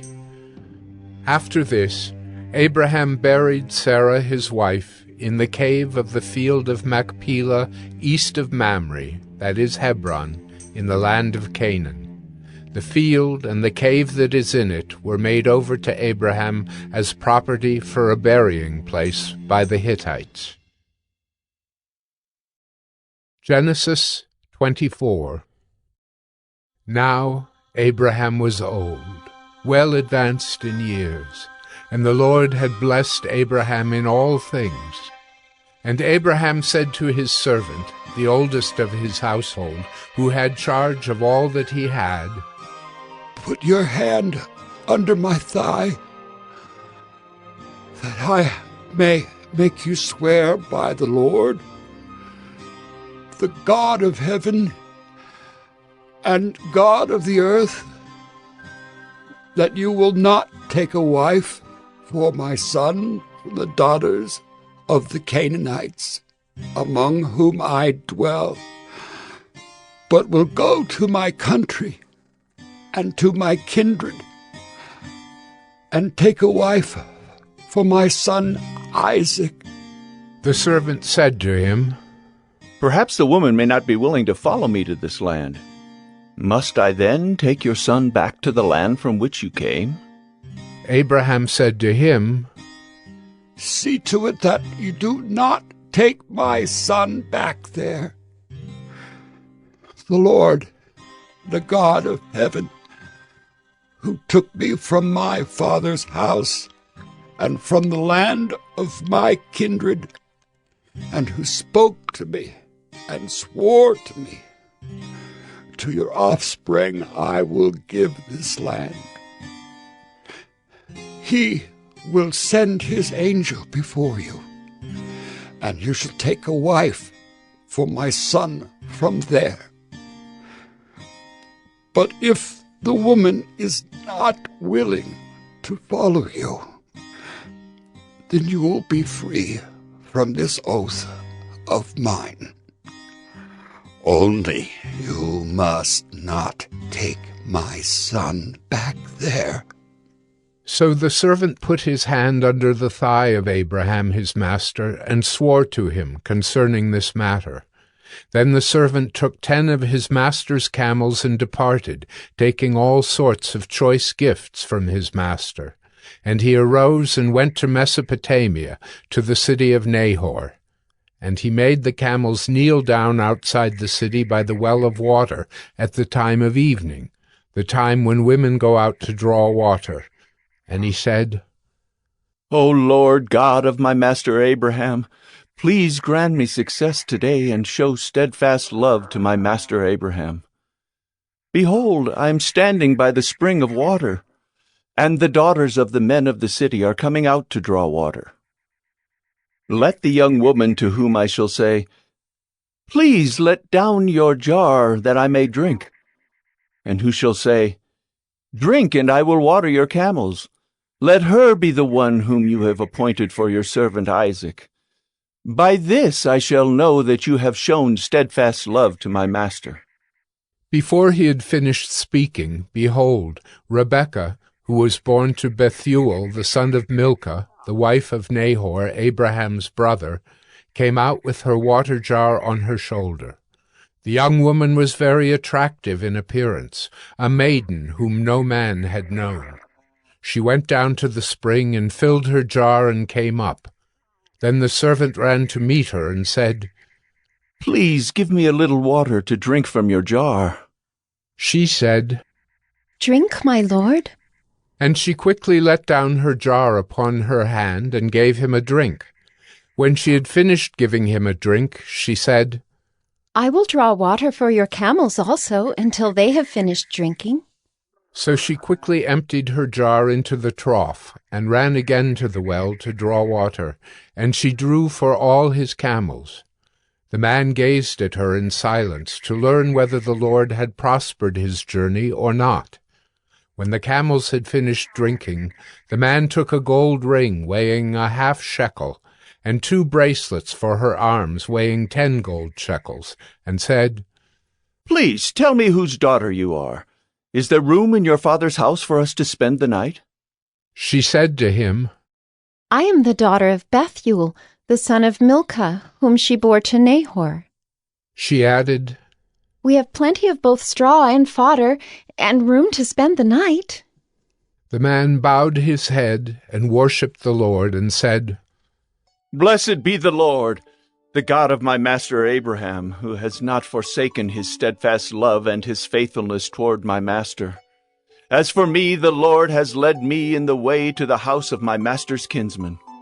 Then the young woman ran and told her mother's household about these things. Rebekah had a brother whose name was Laban. Laban ran out toward the man to the spring. As soon as he saw the ring and the bracelets on his sister's arms, and heard the words of Rebekah his sister, "Thus the man spoke to me," he went to the man. And behold, he was standing by the camels at the spring. He said, Come in, O blessed of the Lord. Why do you stand outside? For I have prepared the house and a place for the camels. So the man came to the house and unharnessed the camels, and gave straw and fodder to the camels, and there was water to wash his feet and the feet of the men who were with him. Then food was set before him to eat. But he said, I will not eat until I have said what I have to say. He said, Speak on. So he said, I am Abraham's servant.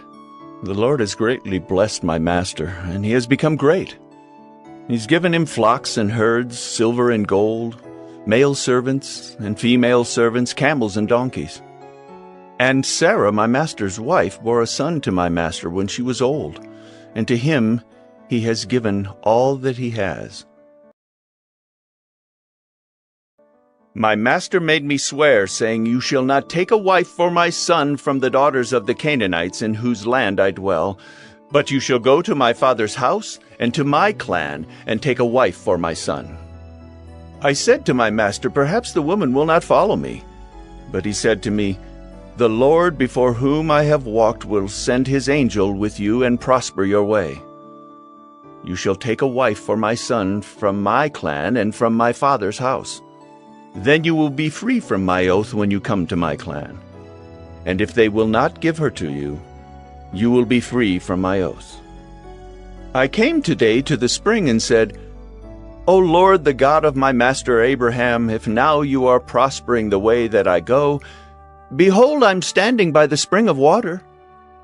Let the virgin who comes out to draw water, to whom I shall say, Please give me a little water from your jar to drink, and who will say to me, Drink, and I will draw for your camels also. Let her be the woman whom the Lord has appointed for my master's son. Before I had finished speaking in my heart, behold, Rebekah came out with her water jar on her shoulder, and she went down to the spring and drew water. I said to her, Please let me drink. She quickly let down her jar from her shoulder and said, Drink, and I will give your camels drink also. So I drank, and she gave the camels drink also. Then I asked her, Whose daughter are you? She said, The daughter of Bethuel, Nahor's son, whom Milcah bore to him. So I put the ring on her nose and the bracelets on her arms. Then I bowed my head and worshipped the Lord and blessed the Lord, the God of my master Abraham, who had led me by the right way to take the daughter of my master's kinsman for his son. Now then, if you're going to show steadfast love and faithfulness to my master, tell me, and if not, tell me, that I may turn to the right hand or to the left. Then Laban and Bethuel answered and said, The thing has come from the Lord. We cannot speak to you bad or good. Behold, Rebekah is before you. Take her and go, and let her be the wife of your master's son, as the Lord has spoken. When Abraham's servant heard their words, he bowed himself to the earth before the Lord. And the servant brought out jewelry of silver and of gold, and garments, and gave them to Rebekah. He also gave to her brother and to her mother costly ornaments. And he and the men who were with him ate and drank, and they spent the night there. When they arose in the morning, he said, "Send me away to my master." Her brother and her mother said, "Let the young woman remain with us a while, at least 10 days. After that, she may go." But he said to them, "Do not delay me, since the Lord has prospered my way. Send me away, that I may go to my master." They said, "Let us call the young woman and ask her." And they called Rebekah and said to her, "Will you go with this man?" She said, "I will go." So they sent away Rebekah their sister and her nurse, and Abraham's servant and his men. And they blessed Rebekah and said to her, "Our sister, may you become thousands of 10,000s, and may your offspring possess the gate of those who hate him." Then Rebekah and her young women arose and rode on the camels and followed the man. Thus the servant took Rebekah and went his way. Now Isaac had returned from Beer-lahai-roi and was dwelling in the Negeb. And Isaac went out to meditate in the field toward evening. And he lifted up his eyes and saw, and behold, there were camels coming. And Rebekah lifted up her eyes, and when she saw Isaac, she dismounted from the camel and said to the servant, "Who is that man walking in the field to meet us?" The servant said, "It is my master." So she took her veil and covered herself. And the servant told Isaac all the things that he had done. Then Isaac brought her into the tent of Sarah his mother, and took Rebekah, and she became his wife, and he loved her. So Isaac was comforted after his mother's death. Genesis 25. Abraham took another wife, whose name was Keturah.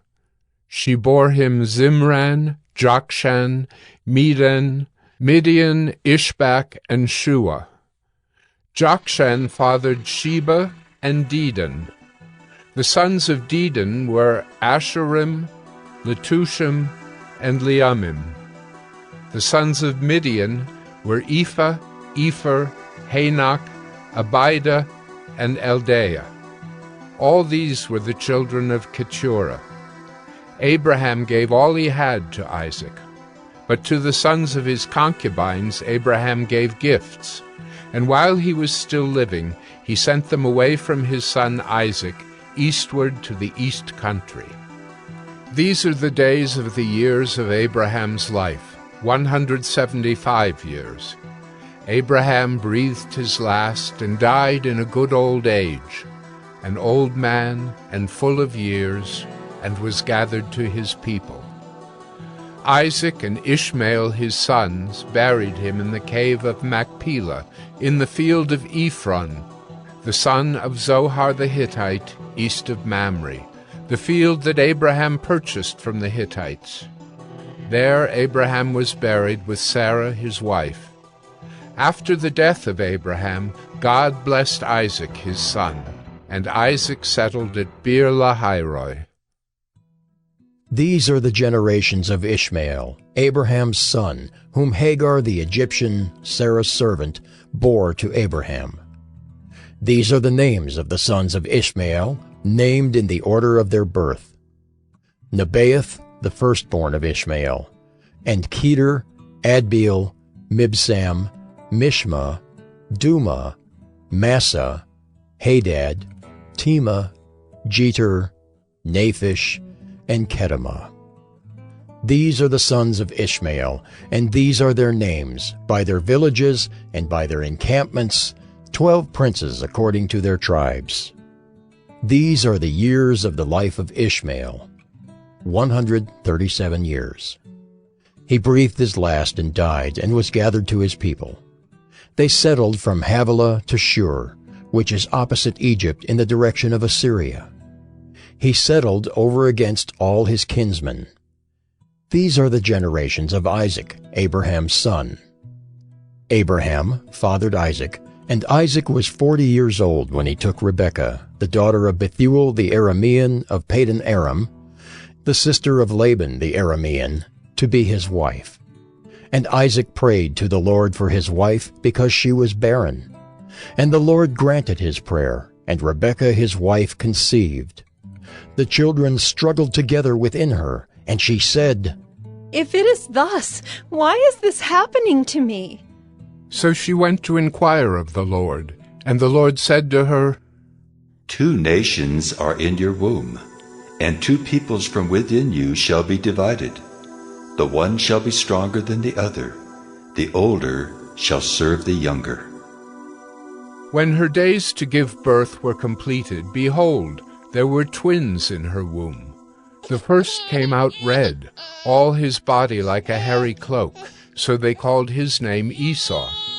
Afterward his brother came out with his hand holding Esau's heel, so his name was called Jacob. Isaac was 60 years old when she bore them. When the boys grew up, Esau was a skillful hunter, a man of the field, while Jacob was a quiet man, dwelling in tents. Isaac loved Esau because he ate of his game, but Rebekah loved Jacob. Once, when Jacob was cooking stew, Esau came in from the field, and he was exhausted. And Esau said to Jacob, "Let me eat some of that red stew, for I am exhausted." Therefore his name was called Edom. Jacob said, "Sell me your birthright now." Esau said, "I am about to die. Of what use is a birthright to me?" Jacob said, "Swear to me now." So he swore to him and sold his birthright to Jacob. Then Jacob gave Esau bread and lentil stew, and he ate and drank, and rose and went his way. Thus Esau despised his birthright. Genesis 26. Now there was a famine in the land, besides the former famine that was in the days of Abraham. And Isaac went to Gerar, to Abimelech, king of the Philistines. And the Lord appeared to him and said, Do not go down to Egypt. Dwell in the land of which I shall tell you. Sojourn in this land, and I will be with you and will bless you. For to you and to your offspring I will give all these lands, and I will establish the oath that I swore to Abraham your father. I will multiply your offspring as the stars of heaven, and will give to your offspring all these lands. And in your offspring all the nations of the earth shall be blessed, because Abraham obeyed my voice and kept my charge, my commandments, my statutes, and my laws. So Isaac settled in Gerar. When the men of the place asked him about his wife, he said, She's my sister. For he feared to say, my wife, thinking, Lest the men of the place should kill me because of Rebekah. Because she was attractive in appearance. When he had been there a long time, Abimelech, king of the Philistines, looked out of a window and saw Isaac laughing with Rebekah, his wife. So Abimelech called Isaac and said, Behold, she is your wife. How then could you say, She is my sister? Isaac said to him, Because I thought, lest I die because of her. Abimelech said, What is this you have done to us? One of the people might easily have lain with your wife, and you would have brought guilt upon us. So Abimelech warned all the people, saying, Whoever touches this man or his wife shall surely be put to death. And Isaac sowed in that land, and reaped in the same year 100-fold. The Lord blessed him, and the man became rich, and gained more and more until he became very wealthy. He had possessions of flocks and herds, and many servants, so that the Philistines envied him. Now the Philistines had stopped and filled with earth all the wells that his father's servants had dug in the days of Abraham his father. And Abimelech said to Isaac, Go away from us, for you are much mightier than we. So Isaac departed from there and encamped in the valley of Gerar and settled there. And Isaac dug again the wells of water that had been dug in the days of Abraham his father, which the Philistines had stopped after the death of Abraham. And he gave them the names that his father had given them. But when Isaac's servants dug in the valley and found there a well of spring water, the herdsmen of Gerar quarreled with Isaac's herdsmen, saying, "The water is ours." So he called the name of the well Esek, because they contended with him. Then they dug another well, and they quarreled over that also. So he called its name Sitnah. And he moved from there and dug another well, and they did not quarrel over it. So he called its name Rehoboth, saying, For now the Lord has made room for us, and we shall be fruitful in the land. From there he went up to Beersheba, and the Lord appeared to him the same night and said, I am the God of Abraham your father. Fear not, for I am with you and will bless you, and multiply your offspring for my servant Abraham's sake. So he built an altar there, and called upon the name of the Lord, and pitched his tent there. And there Isaac's servants dug a well. When Abimelech went to him from Gerar with Ahuzzath his adviser, and Phicol the commander of his army, Isaac said to them, Why have you come to me, seeing that you hate me, and have sent me away from you? They said, We see plainly that the Lord has been with you. So we said, Let there be a sworn pact between us, between you and us, and let us make a covenant with you, that you will do us no harm, just as we have not touched you and have done to you nothing but good, and have sent you away in peace. You are now the blessed of the Lord. So he made them a feast, and they ate and drank. In the morning they rose early and exchanged oaths. And Isaac sent them on their way, and they departed from him in peace. That same day Isaac's servants came and told him about the well that they had dug, and said to him, We have found water. He called it Shibah. Therefore the name of the city is Beersheba to this day. When Esau was 40 years old, he took Judith, the daughter of Beeri the Hittite, to be his wife, and Basemath, the daughter of Elon the Hittite, and they made life bitter for Isaac and Rebekah. Genesis 27. When Isaac was old and his eyes were dim so that he could not see, he called Esau, his older son, and said to him, My son. And he answered, Here I am. He said, Behold, I am old. I do not know the day of my death. Now then, take your weapons, your quiver, and your bow, and go out to the field and hunt game for me, and prepare for me delicious food, such as I love, and bring it to me so that I may eat, that my soul may bless you before I die. Now Rebekah was listening when Isaac spoke to his son Esau. So when Esau went to the field to hunt for game and bring it, Rebekah said to her son Jacob, I heard your father speak to your brother Esau.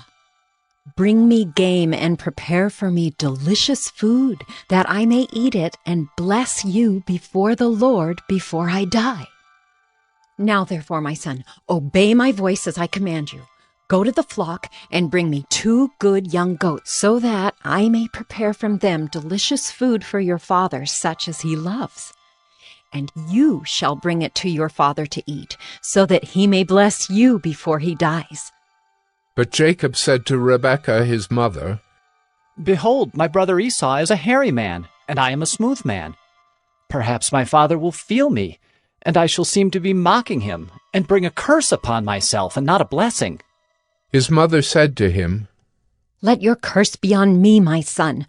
Only obey my voice, and go, bring them to me. So he went and took them and brought them to his mother, and his mother prepared delicious food, such as his father loved. Then Rebekah took the best garments of Esau, her older son, which were with her in the house, and put them on Jacob, her younger son. And the skins of the young goats she put on his hands, and on the smooth part of his neck.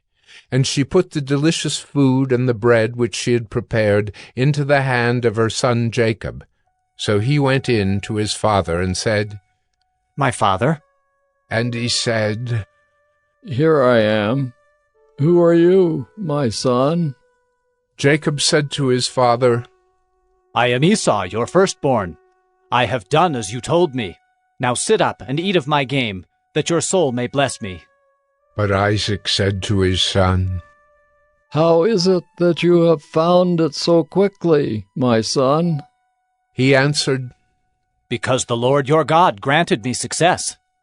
Then Isaac said to Jacob, Please come near, that I may feel you, my son, to know whether you are really my son Esau or not. So Jacob went near to Isaac his father, who felt him and said, The voice is Jacob's voice, but the hands are the hands of Esau. And he did not recognize him, because his hands were hairy like his brother Esau's hands. So he blessed him. He said, Are you really my son Esau? He answered, I am.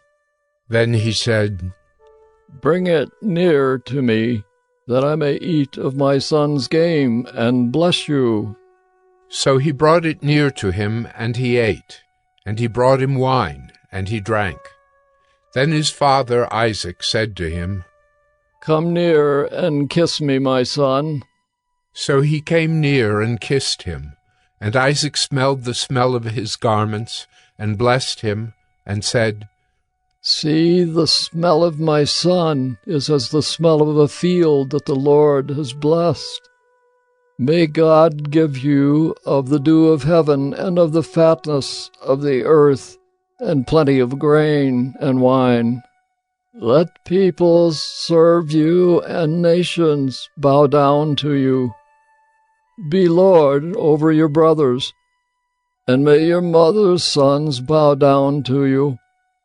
Cursed be every one who curses you, and blessed be every one who blesses you. As soon as Isaac had finished blessing Jacob, when Jacob had scarcely gone out from the presence of Isaac his father, Esau his brother came in from his hunting. He also prepared delicious food, and brought it to his father. And he said to his father, Let my father arise and eat of his son's game, that you may bless me. His father Isaac said to him, Who are you? He answered, I am your son, your firstborn, Esau. Then Isaac trembled very violently, and said, Who was it then that hunted game and brought it to me? And I ate it all before you came. And I have blessed him? Yes, and he shall be blessed. As soon as Esau heard the words of his father, he cried out with an exceedingly great and bitter cry, and said to his father, Oh! Bless me, even me also, O my father! But he said, Your brother came deceitfully, and he has taken away your blessing. Esau said, Is he not rightly named Jacob? For he has cheated me these 2 times. He took away my birthright, and behold, now he has taken away my blessing. Then he said, Have you not reserved a blessing for me? Isaac answered and said to Esau, Behold, I have made him lord over you, and all his brothers I have given to him for servants. And with grain and wine I have sustained him. What then can I do for you, my son? Esau said to his father, Have you but one blessing, my father? Bless me, even me also, O my father! And Esau lifted up his voice and wept. Then Isaac his father answered and said to him, Behold, away from the fatness of the earth shall your dwelling be, and away from the dew of heaven on high. By your sword you shall live, and you shall serve your brother. But when you grow restless, you shall break his yoke from your neck. Now Esau hated Jacob because of the blessing with which his father had blessed him. And Esau said to himself, The days of mourning for my father are approaching. Then I will kill my brother Jacob." But the words of Esau, her older son, were told to Rebekah. So she sent and called Jacob, her younger son, and said to him, Behold, your brother Esau comforts himself about you by planning to kill you. Now therefore, my son, obey my voice. Arise, flee to Laban my brother in Haran, and stay with him a while, until your brother's fury turns away, until your brother's anger turns away from you, and he forgets what you have done to him. Then I will send and bring you from there. Why should I be bereft of you both in one day? Then Rebekah said to Isaac, I loathe my life because of the Hittite women. If Jacob marries one of the Hittite women like these, one of the women of the land, what good will my life be to me? Genesis 28. Then Isaac called Jacob and blessed him and directed him, "You must not take a wife from the Canaanite women. Arise, go to Paddan Aram, to the house of Bethuel, your mother's father, and take as your wife from there one of the daughters of Laban, your mother's brother. God Almighty bless you and make you fruitful, and multiply you, that you may become a company of peoples. May he give the blessing of Abraham to you, and to your offspring with you, that you may take possession of the land of your sojournings that God gave to Abraham." Thus Isaac sent Jacob away, and he went to Paddan Aram, to Laban, the son of Bethuel the Aramean, the brother of Rebekah, Jacob's and Esau's mother. Now Esau saw that Isaac had blessed Jacob and sent him away to Paddan Aram to take a wife from there, and that as he blessed him, he directed him, "You must not take a wife from the Canaanite women," and that Jacob had obeyed his father and his mother and gone to Paddan Aram. So when Esau saw that the Canaanite women did not please Isaac his father, Esau went to Ishmael and took as his wife, besides the wives he had, Mahalath, the daughter of Ishmael, Abraham's son, the sister of Nebaioth. Jacob left Beersheba and went toward Haran. And he came to a certain place and stayed there that night, because the sun had set. Taking one of the stones of the place, he put it under his head and lay down in that place to sleep. And he dreamed, and behold, there was a ladder set up on the earth, and the top of it reached to heaven. And behold, the angels of God were ascending and descending on it. And behold, the Lord stood above it and said, "I am the Lord, the God of Abraham your father, and the God of Isaac. The land on which you lie I will give to you and to your offspring. Your offspring shall be like the dust of the earth, and you shall spread abroad to the west, and to the east, and to the north, and to the south. And in you and your offspring shall all the families of the earth be blessed. Behold, I am with you, and will keep you wherever you go, and will bring you back to this land. For I will not leave you until I have done what I have promised you." Then Jacob awoke from his sleep and said, Surely the Lord is in this place, and I did not know it. And he was afraid and said, How awesome is this place! This is none other than the house of God, and this is the gate of heaven. So early in the morning Jacob took the stone that he had put under his head and set it up for a pillar, and poured oil on the top of it. He called the name of that place Bethel, but the name of the city was Luz at the first. Then Jacob made a vow, saying, If God will be with me, and will keep me in this way that I go, and will give me bread to eat and clothing to wear, so that I come again to my father's house in peace, then the Lord shall be my God, and this stone which I have set up for a pillar shall be God's house. And of all that you give me, I will give a full tenth to you. Genesis 29. Then Jacob went on his journey, and came to the land of the people of the east. As he looked, he saw a well in the field, and behold, 3 flocks of sheep lying beside it, for out of that well the flocks were watered. The stone on the well's mouth was large, and when all the flocks were gathered there, the shepherds would roll the stone from the mouth of the well and water the sheep, and put the stone back in its place over the mouth of the well. Jacob said to them, "My brothers, where do you come from?" They said, "We are from Haran." He said to them, "Do you know Laban, the son of Nahor?" They said, "We know him." He said to them, "Is it well with him?" They said, "It is well, and see, Rachel his daughter is coming with the sheep." He said, "Behold, it is still high day.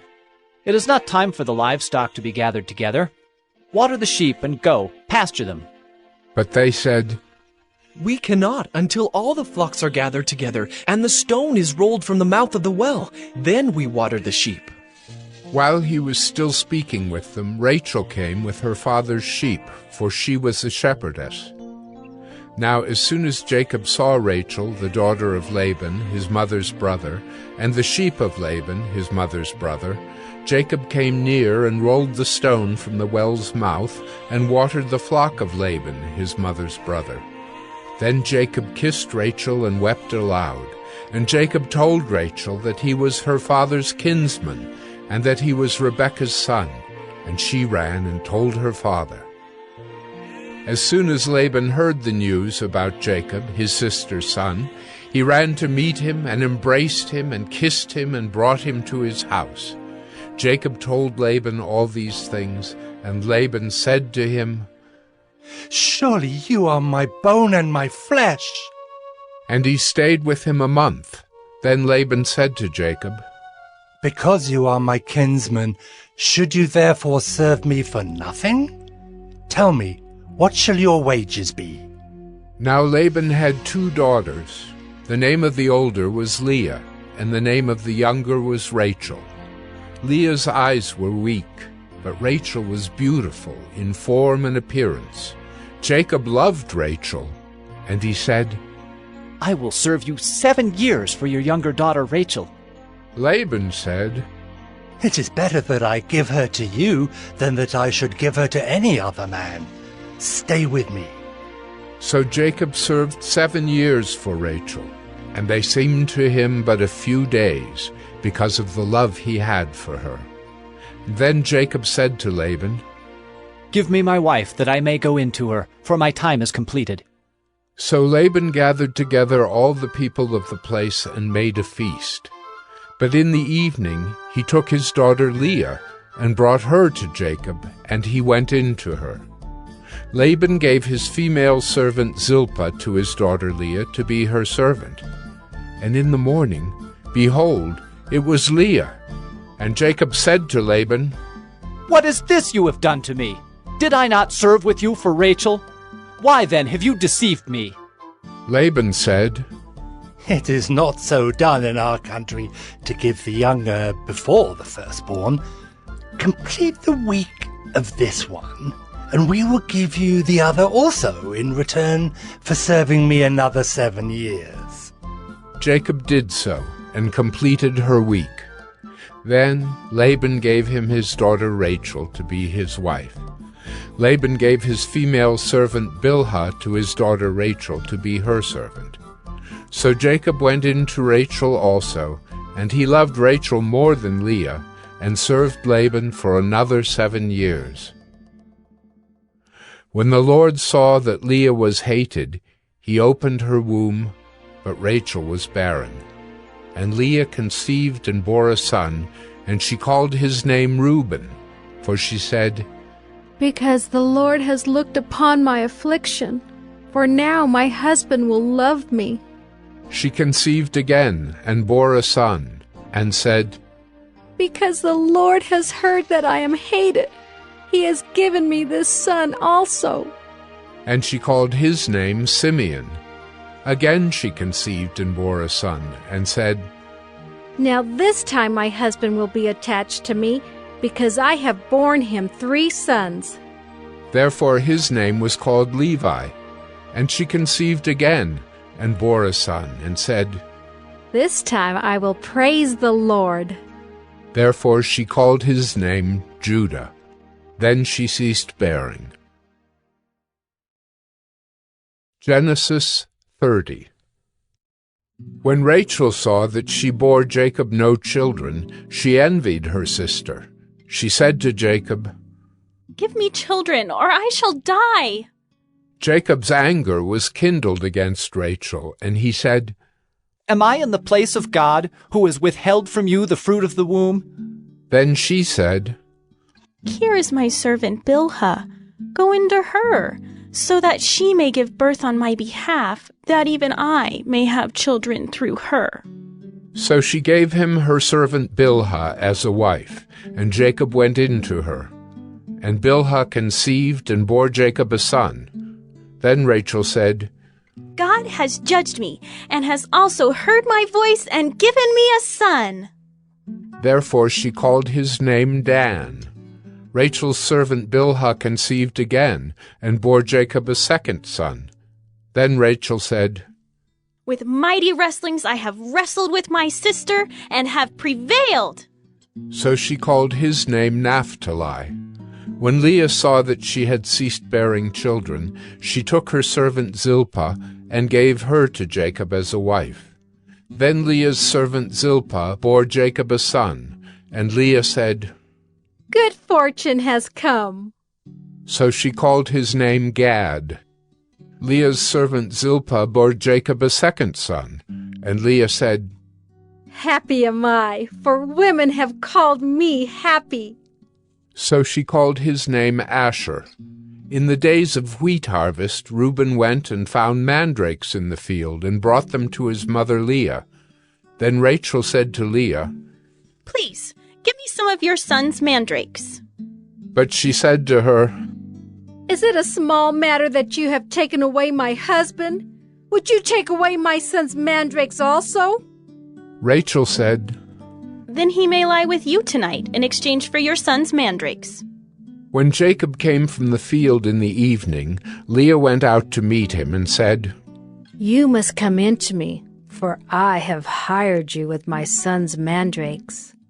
So he lay with her that night, and God listened to Leah, and she conceived and bore Jacob a 5th son. Leah said, God has given me my wages, because I gave my servant to my husband. So she called his name Issachar. And Leah conceived again, and she bore Jacob a 6th son. Then Leah said, God has endowed me with a good endowment. Now my husband will honor me, because I have borne him 6 sons. So she called his name Zebulun. Afterward she bore a daughter, and called her name Dinah. Then God remembered Rachel, and God listened to her and opened her womb. She conceived and bore a son, and said, God has taken away my reproach.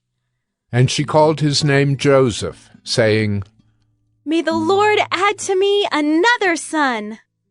As soon as Rachel had borne Joseph, Jacob said to Laban, Send me away, that I may go to my own home and country. Give me my wives and my children, for whom I have served you, that I may go, for you know the service that I have given you. But Laban said to him, If I have found favor in your sight, I have learned by divination that the Lord has blessed me because of you. Name your wages, and I will give it. Jacob said to him, You yourself know how I have served you, and how your livestock has fared with me. For you had little before I came, and it has increased abundantly, and the Lord has blessed you wherever I turned. But now, when shall I provide for my own household also? He said, What shall I give you? Jacob said, You shall not give me anything. If you will do this for me, I will again pasture your flock and keep it. Let me pass through all your flock today, removing from it every speckled and spotted sheep, and every black lamb, and the spotted and speckled among the goats, and they shall be my wages. so my honesty will answer for me later, when you come to look into my wages with you. Every one that is not speckled and spotted among the goats, and black among the lambs, if found with me, shall be counted stolen. Laban said, Good, let it be as you have said. But that day Laban removed the male goats that were striped and spotted, and all the female goats that were speckled and spotted, every one that had white on it, and every lamb that was black, and put them in the charge of his sons. And he set a distance of 3 days' journey between himself and Jacob, and Jacob pastured the rest of Laban's flock. Then Jacob took fresh sticks of poplar and almond and plane trees, and peeled white streaks in them, exposing the white of the sticks. He set the sticks that he had peeled in front of the flocks in the troughs, that is, the watering places where the flocks came to drink. And since they bred when they came to drink, the flocks bred in front of the sticks, and so the flocks brought forth striped, speckled, and spotted. And Jacob separated the lambs, and set the faces of the flocks toward the striped and all the black in the flock of Laban. He put his own droves apart, and did not put them with Laban's flock. Whenever the stronger of the flock were breeding, Jacob would lay the sticks in the troughs before the eyes of the flock, that they might breed among the sticks. But for the feebler of the flock he would not lay them there.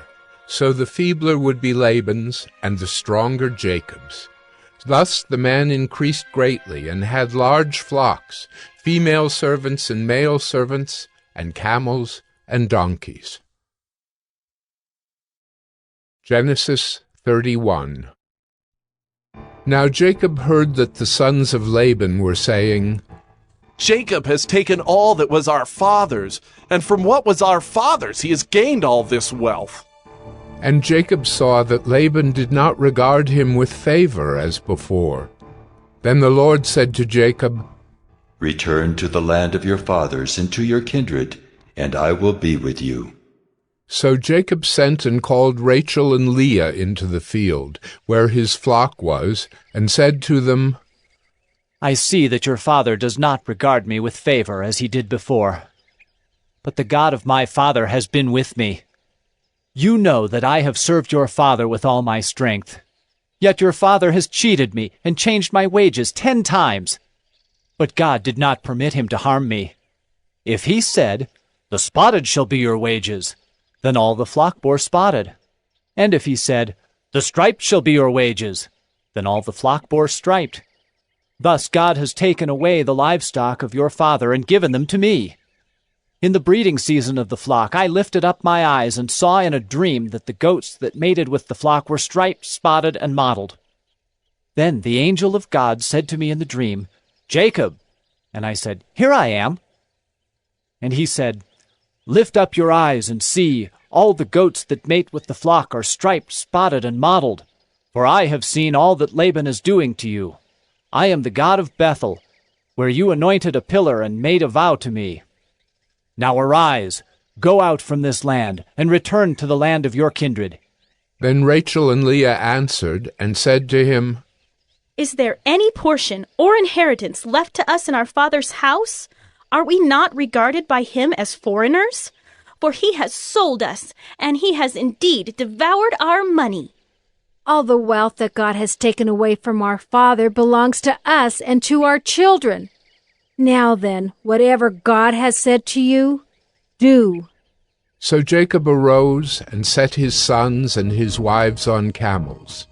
He drove away all his livestock, all his property that he had gained, the livestock in his possession that he had acquired in Paddan Aram, to go to the land of Canaan to his father Isaac. Laban had gone to shear his sheep, and Rachel stole her father's household gods. And Jacob tricked Laban the Aramean by not telling him that he intended to flee. He fled with all that he had, and arose and crossed the Euphrates, and set his face toward the hill country of Gilead. When it was told Laban on the third day that Jacob had fled, he took his kinsman with him and pursued him for 7 days, and followed close after him into the hill country of Gilead. But God came to Laban the Aramean in a dream by night, and said to him, Be careful not to say anything to Jacob, either good or bad. And Laban overtook Jacob. Now Jacob had pitched his tent in the hill country, and Laban with his kinsmen pitched tents in the hill country of Gilead. And Laban said to Jacob, What have you done, that you have tricked me and driven away my daughters like captives of the sword? Why did you flee secretly and trick me, and did not tell me, so that I might have sent you away with mirth and songs, with tambourine and lyre? And why did you not permit me to kiss my sons and my daughters farewell? Now you have done foolishly. It is in my power to do you harm, but the God of your father spoke to me last night, saying, Be careful not to say anything to Jacob, either good or bad. And now you have gone away because you long greatly for your father's house. Why did you steal my gods?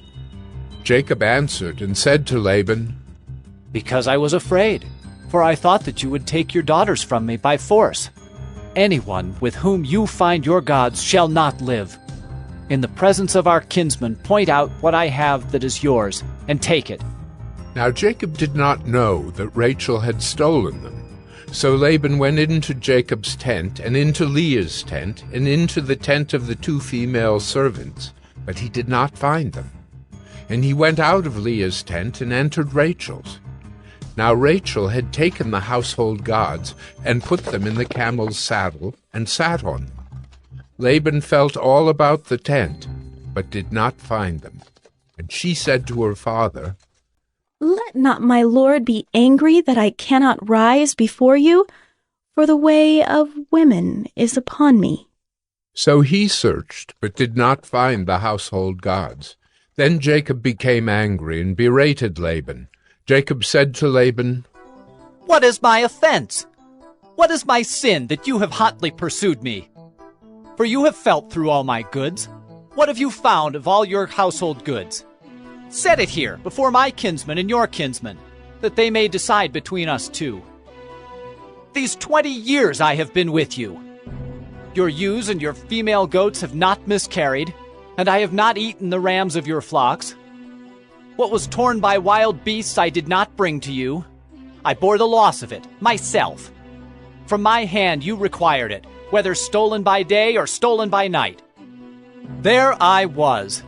By day the heat consumed me, and the cold by night, and my sleep fled from my eyes. These 20 years I have been in your house. I served you 14 years for your 2 daughters, and 6 years for your flock, and you have changed my wages 10 times. If the God of my father, the God of Abraham, and the fear of Isaac had not been on my side, surely now you would have sent me away, empty-handed. God saw my affliction and the labor of my hands, and rebuked you last night. Then Laban answered and said to Jacob, The daughters are my daughters, the children are my children, the flocks are my flocks, and all that you see is mine. But what can I do this day for these my daughters, or for their children whom they have borne? Come now, let us make a covenant, you and I, and let it be a witness between you and me. So Jacob took a stone and set it up as a pillar, and Jacob said to his kinsmen, Gather stones. And they took stones and made a heap, and they ate there by the heap. Laban called it Jegar-sahadutha, but Jacob called it Gilead. Laban said, This heap is a witness between you and me today. Therefore he named it Gilead and Mizpah, for he said, The Lord watch between you and me when we are out of one another's sight. If you oppress my daughters, or if you take wives besides my daughters, although no one is with us, see, God is witness between you and me. Then Laban said to Jacob, See this heap and the pillar, which I have set between you and me. This heap is a witness, and the pillar is a witness, that I will not pass over this heap to you, and you will not pass over this heap and this pillar to me to do harm. The God of Abraham and the God of Nahor, the God of their father, judge between us. So Jacob swore by the fear of his father Isaac, and Jacob offered a sacrifice in the hill country, and called his kinsmen to eat bread. They ate bread and spent the night in the hill country. Early in the morning Laban arose and kissed his grandchildren and his daughters and blessed them. Then Laban departed and returned home. Genesis 32. Jacob went on his way, and the angels of God met him. And when Jacob saw them, he said, This is God's camp. So he called the name of that place Mahanaim. And Jacob sent messengers before him to Esau his brother in the land of Seir, the country of Edom, instructing them, Thus you shall say to my lord Esau, Thus says your servant Jacob, I have sojourned with Laban and stayed until now. I have oxen, donkeys, flocks, male servants, and female servants. I have sent to tell my lord, in order that I may find favor in your sight. And the messengers returned to Jacob, saying, We came to your brother Esau, and he is coming to meet you, and there are 400 men with him. Then Jacob was greatly afraid and distressed. He divided the people who were with him and the flocks and herds and camels into 2 camps, thinking, If Esau comes to the one camp and attacks it, then the camp that is left will escape. And Jacob said, O God of my father Abraham, and God of my father Isaac, O Lord, who said to me, Return to your country and to your kindred, that I may do you good. I am not worthy of the least of all the deeds of steadfast love, and all the faithfulness that you have shown to your servant. For with only my staff I crossed this Jordan, and now I have become 2 camps. Please deliver me from the hand of my brother, from the hand of Esau, for I fear him, that he may come and attack me, the mothers with the children. But you said, I will surely do you good, and make your offspring as the sand of the sea, which cannot be numbered for multitude. So he stayed there that night, and from what he had with him he took a present for his brother Esau, 200 female goats and 20 male goats, 200 ewes and 20 rams, 30 milking camels and their calves, 40 cows and 10 bulls, 20 female donkeys, and 10 male donkeys. These he handed over to his servants, every drove by itself, and said to his servants, Pass on ahead of me, and put a space between drove and drove. He instructed the first, When Esau my brother meets you and asks you, To whom do you belong? Where are you going? And whose are these ahead of you? Then you shall say, They belong to your servant Jacob. They are a present sent to my lord Esau. And, moreover, he is behind us. He likewise instructed the second and the third and all who followed the droves. You shall say the same thing to Esau when you find him, and you shall say, Moreover, your servant Jacob is behind us. For he thought, I may appease him with the present that goes ahead of me, and afterward I shall see his face. Perhaps he will accept me. So the present passed on ahead of him, and he himself stayed that night in the camp. The same night he arose and took his 2 wives, his 2 female servants, and his 11 children, and crossed the ford of the Jabbok. He took them and sent them across the stream and everything else that he had, and Jacob was left alone. And a man wrestled with him until the breaking of the day. When the man saw that he did not prevail against Jacob, he touched his hip socket, and Jacob's hip was put out of joint as he wrestled with him. Then he said, "Let me go, for the day has broken." But Jacob said, "I will not let you go unless you bless me." And he said to him, "What is your name?" And he said, "Jacob." Then he said, "Your name shall no longer be called Jacob, but Israel, for you have striven with God and with men, and have prevailed." Then Jacob asked him, "Please, tell me your name." But he said, "Why is it that you ask my name?" And there he blessed him. So Jacob called the name of the place Peniel, saying, "For I have seen God face to face, and yet my life has been delivered." The sun rose upon him as he passed Peniel, limping because of his hip. Therefore, to this day the people of Israel do not eat the sinew of the thigh that is on the hip socket, because he touched the socket of Jacob's hip on the sinew of the thigh. Genesis 33. And Jacob lifted up his eyes and looked, and behold, Esau was coming, and 400 men with him. So he divided the children among Leah and Rachel and the 2 female servants.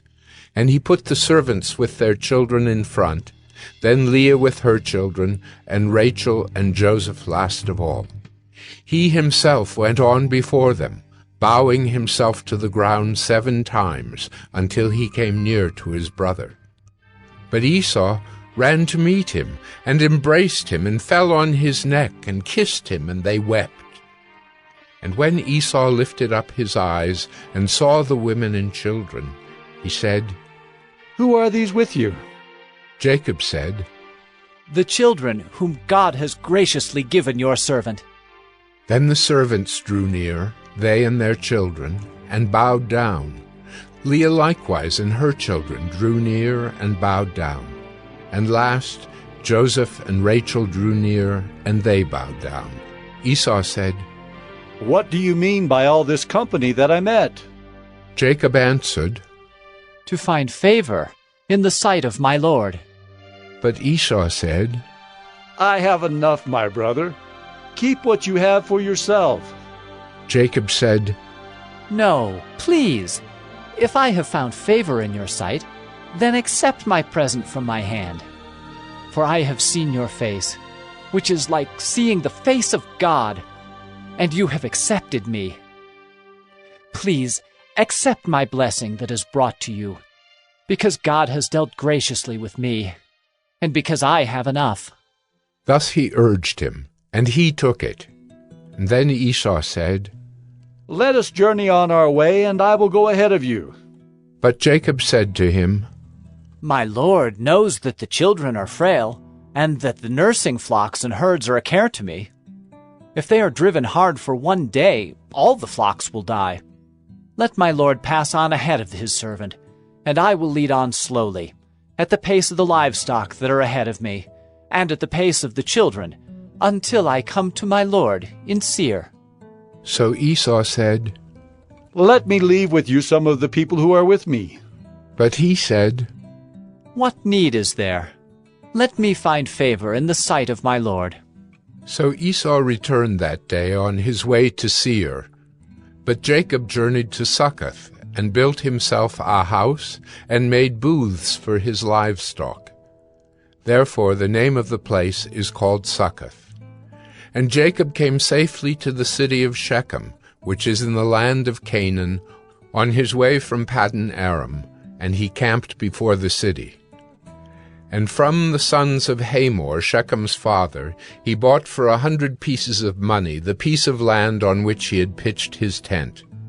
There he erected an altar, and called it El Elohe Israel. Genesis 34. Now Dinah, the daughter of Leah, whom she had borne to Jacob, went out to see the women of the land. And when Shechem, the son of Hamor the Hivite, The prince of the land saw her, he seized her, and lay with her, and humiliated her. And his soul was drawn to Dinah, the daughter of Jacob. He loved the young woman, and spoke tenderly to her. So Shechem spoke to his father Hamor, saying, "Get me this girl for my wife." Now Jacob heard that he had defiled his daughter Dinah, but his sons were with his livestock in the field, so Jacob held his peace until they came. And Hamor, the father of Shechem, went out to Jacob to speak with him. The sons of Jacob had come in from the field as soon as they heard of it, and the men were indignant and very angry, because he had done an outrageous thing in Israel by lying with Jacob's daughter, for such a thing must not be done. But Hamor spoke with them, saying, "The soul of my son Shechem longs for your daughter. Please give her to him to be his wife. Make marriages with us, give your daughters to us, and take our daughters for yourselves. You shall dwell with us, and the land shall be open to you. Dwell and trade in it, and get property in it." Shechem also said to her father and to her brothers, "Let me find favor in your eyes, and whatever you say to me I will give. Ask me for as great a bride price and gift as you will, and I will give whatever you say to me. Only give me the young woman to be my wife." The sons of Jacob answered Shechem and his father Hamor deceitfully, because he had defiled their sister Dinah. They said to them, "We cannot do this thing to give our sister to one who is uncircumcised, for that would be a disgrace to us. Only on this condition will we agree with you, that you will become as we are by every male among you being circumcised."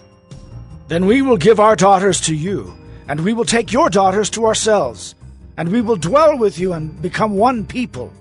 But if you will not listen to us and be circumcised, then we will take our daughter, and we will be gone." Their words pleased Hamor and Hamor's son Shechem, and the young man did not delay to do the thing, because he delighted in Jacob's daughter. Now he was the most honored of all his father's house. So Hamor and his son Shechem came to the gate of their city, and spoke to the men of their city, saying, "These men are at peace with us. Let them dwell in the land and trade in it, for behold, the land is large enough for them. Let us take their daughters as wives, and let us give them our daughters." Only on this condition will the men agree to dwell with us to become one people, when every male among us is circumcised as they are circumcised. Will not their livestock, their property, and all their beasts be ours? Only let us agree with them, and they will dwell with us." And all who went out of the gate of his city listened to Hamor and his son Shechem, and every male was circumcised, all who went out of the gate of his city. On the third day, when they were sore, two of the sons of Jacob, Simeon and Levi, Dinah's brothers, took their swords and came against the city while it felt secure, and killed all the males. They killed Hamor and his son Shechem with the sword, and took Dinah out of Shechem's house, and went away. The sons of Jacob came upon the slain, and plundered the city, because they had defiled their sister. They took their flocks and their herds, their donkeys, and whatever was in the city and in the field. All their wealth, all their little ones and their wives, all that was in the houses, they captured and plundered. Then Jacob said to Simeon and Levi, "You have brought trouble on me by making me stink to the inhabitants of the land, the Canaanites and the Perizzites. My numbers are few, and if they gather themselves against me and attack me, I shall be destroyed, both I and my household." But they said, "Should he treat our sister like a prostitute?" Genesis 35. God said to Jacob, "Arise, go up to Bethel and dwell there. Make an altar there to the God who appeared to you when you fled from your brother Esau." So Jacob said to his household, and to all who were with him, "Put away the foreign gods that are among you, and purify yourselves, and change your garments. Then let us arise and go up to Bethel, so that I may make there an altar to the God who answers me in the day of my distress, and has been with me wherever I have gone." So they gave to Jacob all the foreign gods that they had, and the rings that were in their ears. Jacob hid them under the terebinth tree that was near Shechem. And as they journeyed, a terror from God fell upon the cities that were around them, so that they did not pursue the sons of Jacob. And Jacob came to Luz, that is Bethel, which is in the land of Canaan, he and all the people who were with him. And there he built an altar, and called the place El Bethel, because there God had revealed himself to him when he fled from his brother. And Deborah, Rebekah's nurse, died, and she was buried under an oak below Bethel. So he called its name Allon-Bacuth. God appeared to Jacob again when he came from Paddan Aram, and blessed him. And God said to him, "Your name is Jacob. No longer shall your name be called Jacob, but Israel shall be your name." So he called his name Israel. And God said to him, "I am God Almighty. Be fruitful and multiply. A nation and a company of nations shall come from you, and kings shall come from your own body. The land that I gave to Abraham and Isaac I will give to you, and I will give the land to your offspring after you." Then God went up from him in the place where he had spoken with him. And Jacob set up a pillar in the place where he had spoken with him, a pillar of stone. He poured out a drink offering on it, and poured oil on it. So Jacob called the name of the place where God had spoken with him Bethel. Then they journeyed from Bethel. When they were still some distance from Ephrath, Rachel went into labor, and she had hard labor.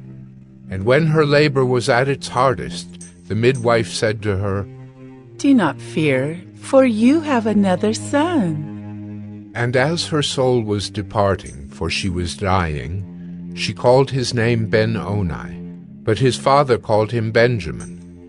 So Rachel died, and she was buried on the way to Ephrath, that is, Bethlehem. And Jacob set up a pillar over her tomb. It is the pillar of Rachel's tomb, which is there to this day. Israel journeyed on, and pitched his tent beyond the Tower of Eder. While Israel lived in that land, Reuben went and lay with Bilhah, his father's concubine. And Israel heard of it. Now the sons of Jacob were 12, the sons of Leah, Reuben, Jacob's firstborn, Simeon, Levi, Judah, Issachar, and Zebulun. The sons of Rachel, Joseph and Benjamin. The sons of Bilhah, Rachel's servant, Dan and Naphtali. The sons of Zilpah, Leah's servant, Gad and Asher. These were the sons of Jacob who were born to him in Paddan Aram. And Jacob came to his father Isaac at Mamre, or Kiriath Arba, that is, Hebron, where Abraham and Isaac had sojourned. Now the days of Isaac were 180 years, and Isaac breathed his last, and he died and was gathered to his people, old and full of days. And his sons Esau and Jacob buried him. Genesis 36. These are the generations of Esau, that is, Edom. Esau took his wives from the Canaanites, Adah, the daughter of Elon the Hittite, Aholibamah, the daughter of Anah, the daughter of Zibeon the Hivite, and Basemath, Ishmael's daughter, the sister of Nebaioth. And Adah bore to Esau Eliphaz. Basemath bore Reuel. And Aholibamah bore Jeush, Jalem, and Korah. These are the sons of Esau who were born to him in the land of Canaan. Then Esau took his wives, his sons, his daughters, and all the members of his household, his livestock, all his beasts, and all his property that he had acquired in the land of Canaan. He went into a land away from his brother Jacob, for their possessions were too great for them to dwell together. The land of their sojournings could not support them because of their livestock. So Esau settled in the hill country of Seir. Esau is Edom.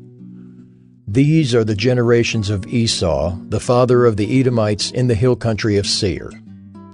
These are the names of Esau's sons: Eliphaz, the son of Adah, the wife of Esau; Reuel, the son of Basemath, the wife of Esau. The sons of Eliphaz were Teman, Omar, Zepho, Gatam, and Kenaz. Timnah was a concubine of Eliphaz, Esau's son. She bore Amalek to Eliphaz. These are the sons of Adah, Esau's wife. These are the sons of Reuel: Nahath, Zerah, Shammah, and Mizah. These are the sons of Basemath, Esau's wife. These are the sons of Aholibamah, the daughter of Anah, the daughter of Zibeon, Esau's wife. She bore to Esau Jeush, Jalem, and Korah. These are the chiefs of the sons of Esau. The sons of Eliphaz, the firstborn of Esau, the chiefs Teman, Omar, Zepho, Kenaz, Korah, Gatam, and Amalek. These are the chiefs of Eliphaz in the land of Edom. These are the sons of Adah. These are the sons of Reuel, Esau's son, the chiefs Nahath, Zerah, Shammah, and Mizah. These are the chiefs of Reuel in the land of Edom. These are the sons of Basemath, Esau's wife. These are the sons of Aholibamah, Esau's wife, the chiefs Jeush, Jalem, and Korah. These are the chiefs born of Aholibamah, the daughter of Anah, Esau's wife. These are the sons of Esau, that is, Edom, and these are their chiefs. These are the sons of Seir the Horite, the inhabitants of the land: Lotan, Shobal, Zibeon, Anah, Dishan, Ezer, and Dishan. These are the chiefs of the Horites, the sons of Seir in the land of Edom. The sons of Lotan were Hori and Hemam. And Lotan's sister was Timnah. These are the sons of Shobal: Alvan, Manahath, Ebal, Shepho, and Onam. These are the sons of Zibeon: Aya and Anah. He is the Anah who found the hot springs in the wilderness, as he pastured the donkeys of Zibeon his father. These are the children of Anah: Dishan and Aholibamah, the daughter of Anah. These are the sons of Dishan: Hemdan, Eshban, Ithran, and Kiran. These are the sons of Ezer: Bilhan, Zaavan, and Achan. These are the sons of Dishan: Uz and Aran. These are the chiefs of the Horites, the chiefs Lotan, Shobal, Zibeon, Anah, Dishan, Ezer, and Dishan. These are the chiefs of the Horites, chief by chief, in the land of Seir. These are the kings who reigned in the land of Edom before any king reigned over the Israelites. Bela the son of Beor reigned in Edom, the name of his city being Dinhabah. Bela died, and Jobab the son of Zerah of Bozrah reigned in his place. Jobab died, and Husham of the land of the Temanites reigned in his place. Husham died, and Hadad the son of Bedad, who defeated Midian in the country of Moab, reigned in his place, the name of his city being Avith. Hadad died, and Samlah of Masrekah reigned in his place. Samlah died, and Shaul of Rehoboth on the Euphrates reigned in his place. Shaul died, and Baal-Hanan the son of Achbor reigned in his place. Baal-Hanan the son of Achbor died, and Hadar reigned in his place, the name of his city being Pau. His wife's name was Mehetabel, the daughter of Matred, daughter of Mezahab. These are the names of the chiefs of Esau, according to their clans and their dwelling places, by their names: the chiefs Timnah, Alva, Jetheth, Aholibamah, Elah, Pinon, Kenaz, Teman, Mibzar, Magdiel, and Iram. These are the chiefs of Edom, that is, Esau, the father of Edom, according to their dwelling places in the land of their possession. Genesis 37. Jacob lived in the land of his father's sojournings, in the land of Canaan. These are the generations of Jacob. Joseph, being 17 years old, was pasturing the flock with his brothers. He was a boy with the sons of Bilhah and Zilpah, his father's wives. And Joseph brought a bad report of them to their father. Now Israel loved Joseph more than any other of his sons, because he was the son of his old age. And he made him a robe of many colors. But when his brothers saw that their father loved him more than all his brothers, they hated him, and could not speak peacefully to him. Now Joseph had a dream, and when he told it to his brothers, they hated him even more. He said to them, "Hear this dream that I have dreamed. Behold, we were binding sheaves in the field, and behold, my sheaf arose and stood upright. And behold, your sheaves gathered around it and bowed down to my sheaf." His brothers said to him, "Are you indeed to reign over us, or are you indeed to rule over us?" So they hated him even more for his dreams and for his words. Then he dreamed another dream, and told it to his brothers, and said, "Behold, I have dreamed another dream. Behold, the sun, the moon, and 11 stars were bowing down to me." But when he told it to his father and to his brothers, his father rebuked him and said to him, "What is this dream that you have dreamed? Shall I and your mother and your brothers indeed come to bow ourselves to the ground before you?" And his brothers were jealous of him, but his father kept the saying in mind. Now his brothers went to pasture their father's flock near Shechem. And Israel said to Joseph, "Are not your brothers pasturing the flock at Shechem? Come, I will send you to them." And he said to him, "Here I am." So he said to him, "Go now, see if it is well with your brothers and with the flock, and bring me word." So he sent him from the valley of Hebron, and he came to Shechem.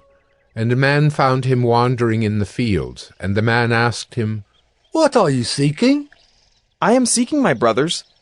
He said, "Tell me, please, where they are pasturing the flock?" And the man said, "They have gone away, for I heard them say, 'Let us go to Dothan.'" So Joseph went after his brothers, and found them at Dothan. They saw him from afar, and before he came near to them, they conspired against him to kill him. They said to one another, "Here comes this dreamer." "Come now, let us kill him and throw him into one of the pits. Then we will say that a fierce animal has devoured him, and we will see what will become of his dreams." But when Reuben heard it, he rescued him out of their hands, saying, "Let us not take his life." And Reuben said to them, "Shed no blood. Throw him into this pit here in the wilderness. But do not lay a hand on him." that he might rescue him out of their hand to restore him to his father. So when Joseph came to his brothers, they stripped him of his robe, the robe of many colors that he wore.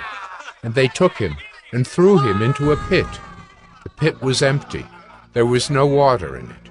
Then they sat down to eat.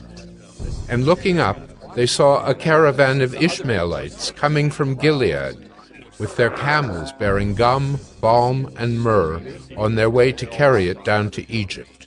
Then Judah said to his brothers, "What profit is it if we kill our brother and conceal his blood?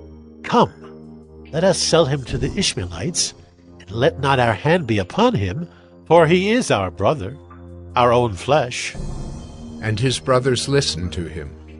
Then Midianite traders passed by, and they drew Joseph up and lifted him out of the pit and sold him to the Ishmaelites for 20 shekels of silver.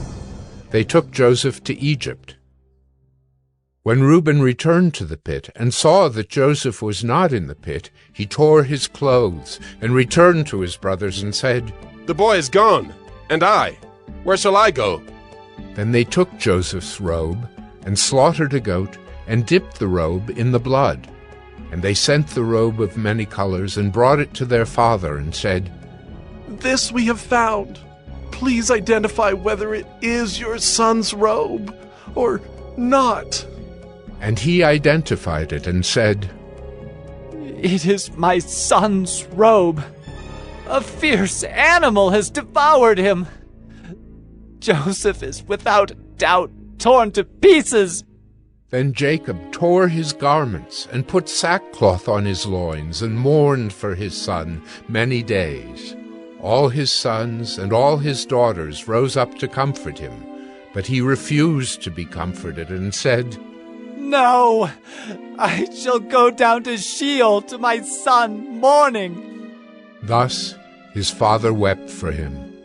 Meanwhile, the Midianites had sold him in Egypt to Potiphar, an officer of Pharaoh, the captain of the guard. Genesis 38. It happened at that time that Judah went down from his brothers and turned aside to a certain Adullamite, whose name was Hira. There Judah saw the daughter of a certain Canaanite, whose name was Shua. He took her and went in to her, and she conceived and bore a son, and he called his name She conceived again and bore a son, and she called his name Onan. Yet again she bore a son, and she called his name Shelah. Judah was in Chezib when she bore him. And Judah took a wife for his firstborn, and her name was Tamar. But Judah's firstborn, was wicked in the sight of the Lord, and the Lord put him to death. Then Judah said to Onan, "Go into your brother's wife, and perform the duty of a brother-in-law to her, and raise up offspring for your brother." But Onan knew that the offspring would not be his. So whenever he went in to his brother's wife, he would waste the semen on the ground, so as not to give offspring to his brother. And what he did was wicked in the sight of the Lord, and he put him to death also. Then Judah said to Tamar, his daughter-in-law, "Remain a widow in your father's house, till Shelah my son grows up." For he feared that he would die like his brothers. So Tamar went and remained in her father's house. In the course of time, the wife of Judah, Shua's daughter, died. When Judah was comforted, he went up to Timnah to his sheep-shearers, he and his friend Hira the Adullamite. And when Tamar was told, "Your father-in-law is going up to Timnah to shear his sheep," she took off her widow's garments and covered herself with a veil, wrapping herself up, and sat at the entrance to Enaim, which is on the road to Timnah. For she saw that Shelah was grown up, and she had not been given to him in marriage. When Judah saw her, he thought she was a prostitute, for she had covered her face.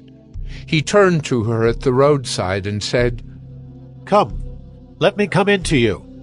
For he did not know that she was his daughter-in-law. She said, "What will you give me that you may come in to me?"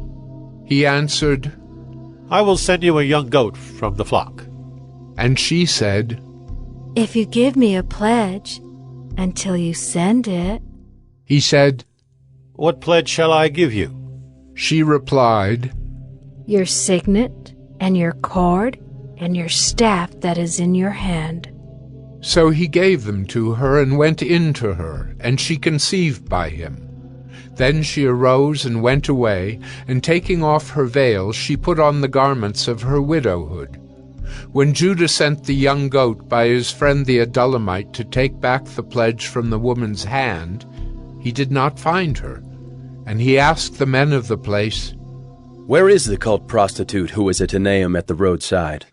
And they said, "No cult prostitute has been here." So he returned to Judah and said, "I have not found her. Also the men of the place said, 'No cult prostitute has been here.'" And Judah replied, "Let her keep the things as her own, or we shall be laughed at. You see, I sent this young goat, and you did not find her." About 3 months later, Judah was told, "Tamar, your daughter-in-law, has been immoral. Moreover, she is pregnant by immorality." And Judah said, "Bring her out, and let her be burned." As she was being brought out, she sent word to her father-in-law, by the man to whom these belong, I am pregnant. And she said, Please, identify whose these are, the signet and the cord and the staff. Then Judah identified them and said, She is more righteous than I, since I did not give her to my son Shelah. And he did not know her again. When the time of her labor came, there were twins in her womb. And when she was in labor, one put out a hand, and the midwife took and tied a scarlet thread on his hand, saying, This one came out first. But as he drew back his hand, behold, his brother came out, and she said, What a breach you have made for yourself. Therefore his name was called Perez. Afterward his brother came out with the scarlet thread on his hand, and his name was called Zerah. Genesis 39. Now Joseph had been brought down to Egypt, and Potiphar, an officer of Pharaoh, the captain of the guard, an Egyptian, had bought him from the Ishmaelites, who had brought him down there. The Lord was with Joseph, and he became a successful man, and he was in the house of his Egyptian master. His master saw that the Lord was with him, and that the Lord caused all that he did to succeed in his hands. So Joseph found favor in his sight and attended him, and he made him overseer of his house, and put him in charge of all that he had. From the time that he made him overseer in his house, and over all that he had, the Lord blessed the Egyptian's house for Joseph's sake.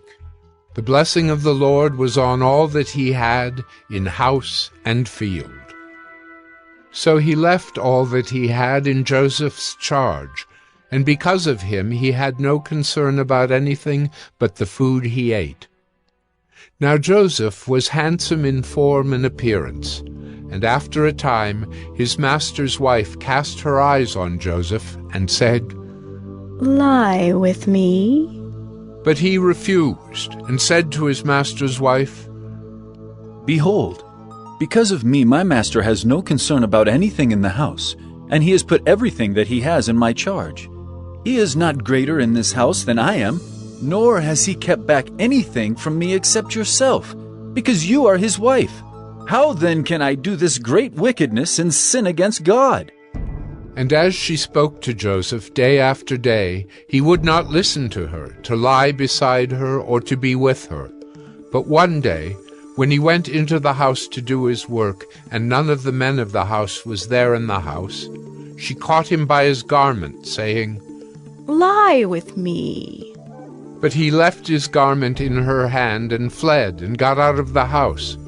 And as soon as she saw that he had left his garment in her hand and had fled out of the house, she called to the men of her household and said to them, See, he has brought among us a Hebrew to laugh at us.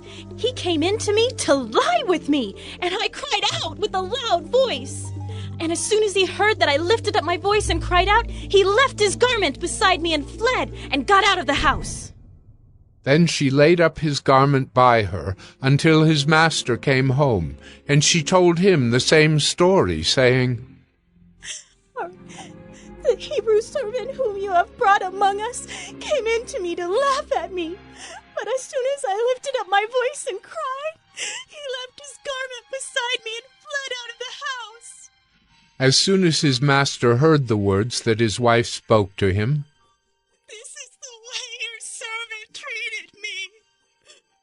his anger was kindled, and Joseph's master took him and put him into the prison, the place where the king's prisoners were confined, and he was there in prison.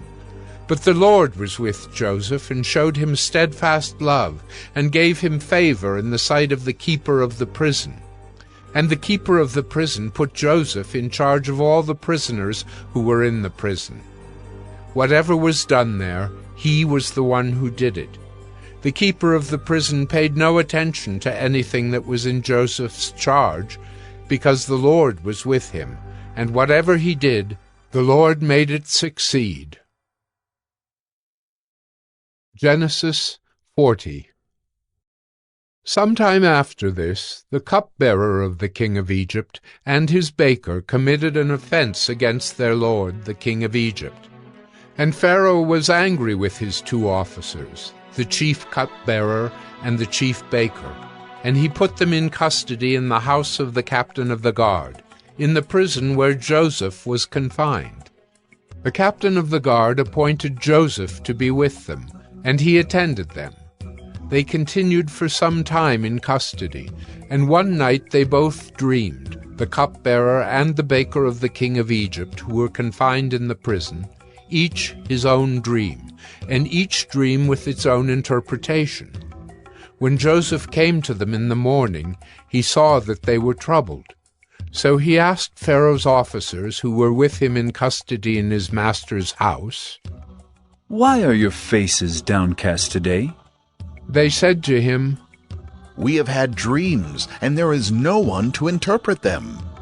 And Joseph said to them, "Do not interpretations belong to God? Please, tell them to me." So the chief cupbearer told his dream to Joseph and said to him, "In my dream there was a vine before me, and on the vine there were 3 branches. As soon as it budded, its blossoms shot forth, and the clusters ripened into grapes. Pharaoh's cup was in my hand, and I took the grapes and pressed them into Pharaoh's cup and placed the cup in Pharaoh's hand." Then Joseph said to him, "This is its interpretation. The 3 branches are 3 days. In 3 days Pharaoh will lift up your head and restore you to your office, and you shall place Pharaoh's cup in his hand as formerly, when you were his cupbearer. Only remember me when it is well with you, and please do me the kindness to mention me to Pharaoh, and so get me out of this house. For I was indeed stolen out of the land of the Hebrews, and here also I have done nothing that they should put me into the pit." When the chief baker saw that the interpretation was favorable, he said to Joseph, "I also had a dream. There were 3 cake baskets on my head, and in the uppermost basket there were all sorts of baked food for Pharaoh. But the birds were eating it out of the basket on my head."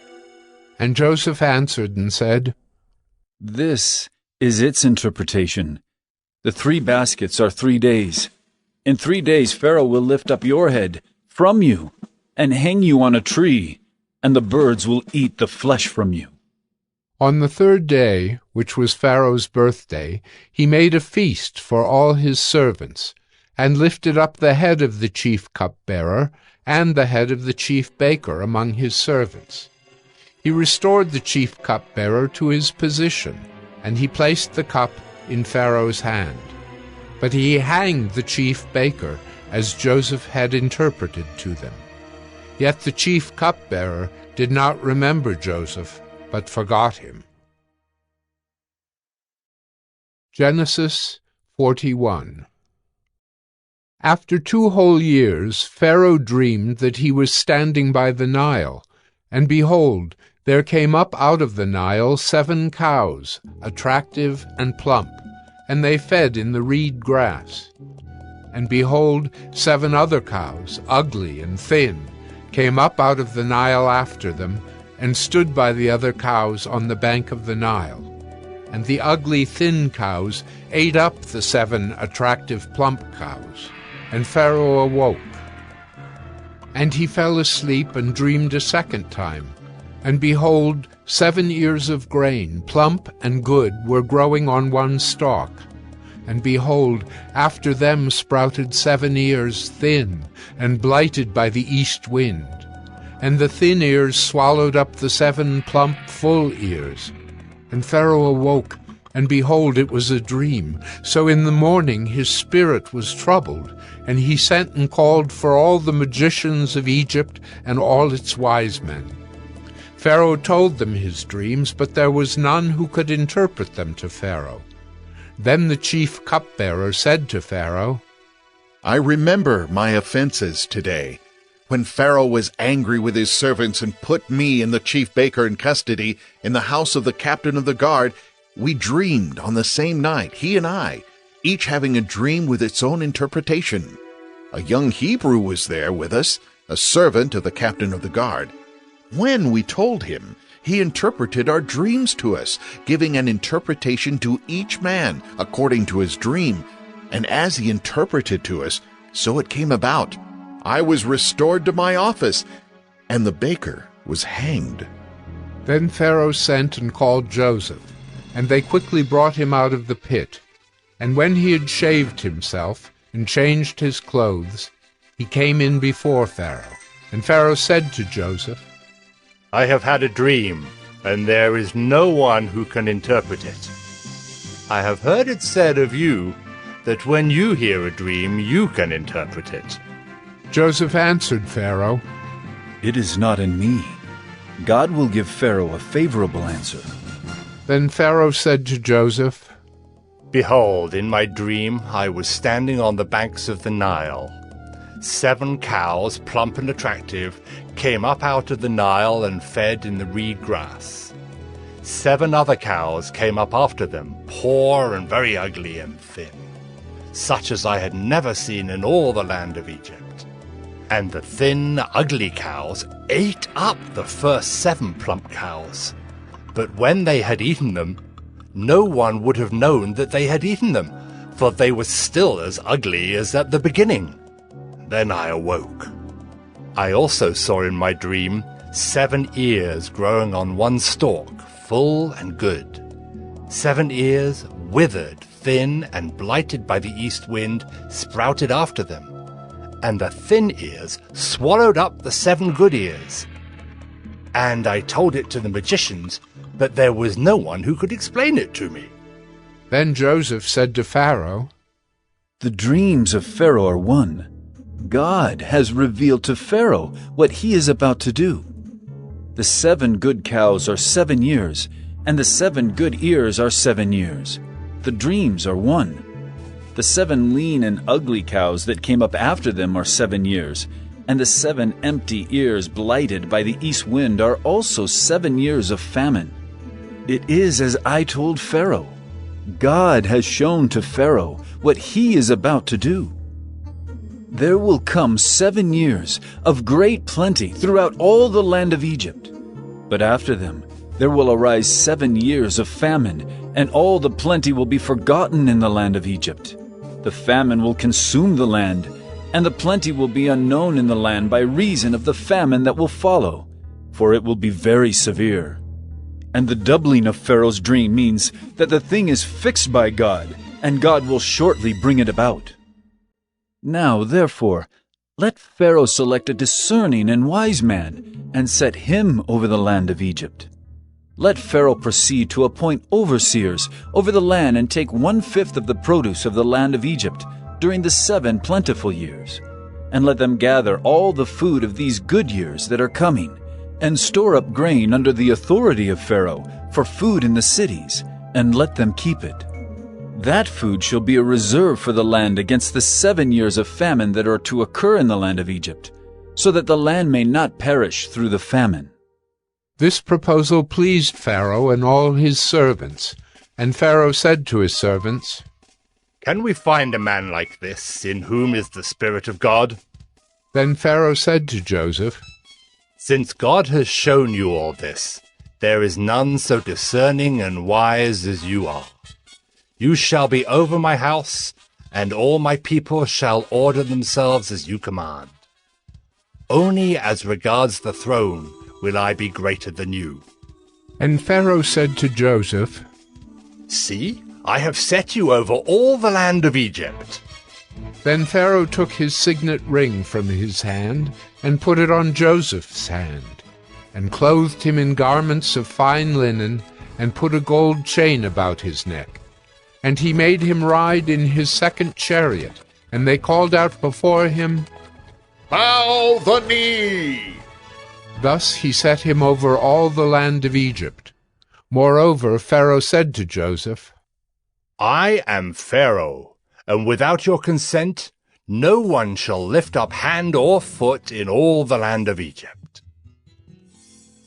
And Pharaoh called Joseph's name Zaphenath-Paneah, and he gave him in marriage Asenath, the daughter of Potipherah, priest of On. So Joseph went out over the land of Egypt. Joseph was 30 years old when he entered the service of Pharaoh, king of Egypt. And Joseph went out from the presence of Pharaoh and went through all the land of Egypt. During the 7 plentiful years the earth produced abundantly, and he gathered up all the food of these 7 years, which occurred in the land of Egypt, and put the food in the cities. He put in every city the food from the fields around it. And Joseph stored up grain in great abundance, like the sand of the sea, until he ceased to measure it, for it could not be measured. Before the year of famine came, 2 sons were born to Joseph. Asenath, the daughter of Potipherah, priest of On, bore them to him. Joseph called the name of the firstborn Manasseh. "For," he said, "God has made me forget all my hardship and all my father's house." The name of the second he called Ephraim. "For God has made me fruitful in the land of my affliction." The 7 years of plenty that occurred in the land of Egypt came to an end, and the 7 years of famine began to come, as Joseph had said. There was famine in all lands, but in all the land of Egypt there was bread. When all the land of Egypt was famished, the people cried to Pharaoh for bread. Pharaoh said to all the Egyptians, "Go to Joseph. What he says to you, do." So when the famine had spread over all the land, Joseph opened all the storehouses and sold to the Egyptians, for the famine was severe in the land of Egypt. Moreover, all the earth came to Egypt to Joseph to buy grain, because the famine was severe over all the earth. Genesis 42. When Jacob learned that there was grain for sale in Egypt, he said to his sons, "Why do you look at one another?"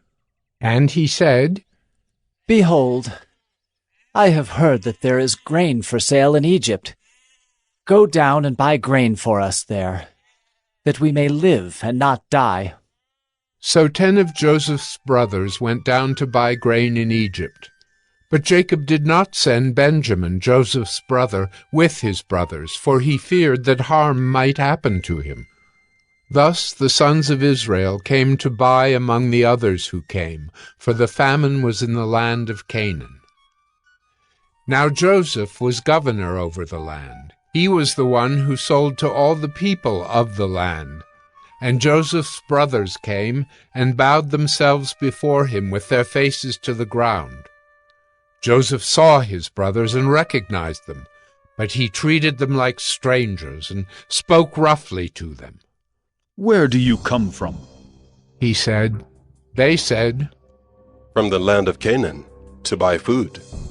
And Joseph recognized his brothers, but they did not recognize him. And Joseph remembered the dreams that he had dreamed of them. And he said to them, "You are spies! You have come to see the nakedness of the land." They said to him, "No, my lord, your servants have come to buy food. We are all sons of one man. We are honest men. Your servants have never been spies." He said to them, "No, it is the nakedness of the land that you have come to see." And they said, "We, your servants, are 12 brothers, the sons of one man in the land of Canaan. And behold, the youngest is this day with our father, and one is no more." But Joseph said to them, "It is as I said to you. You are spies. By this you shall be tested. By the life of Pharaoh, you shall not go from this place unless your youngest brother comes here.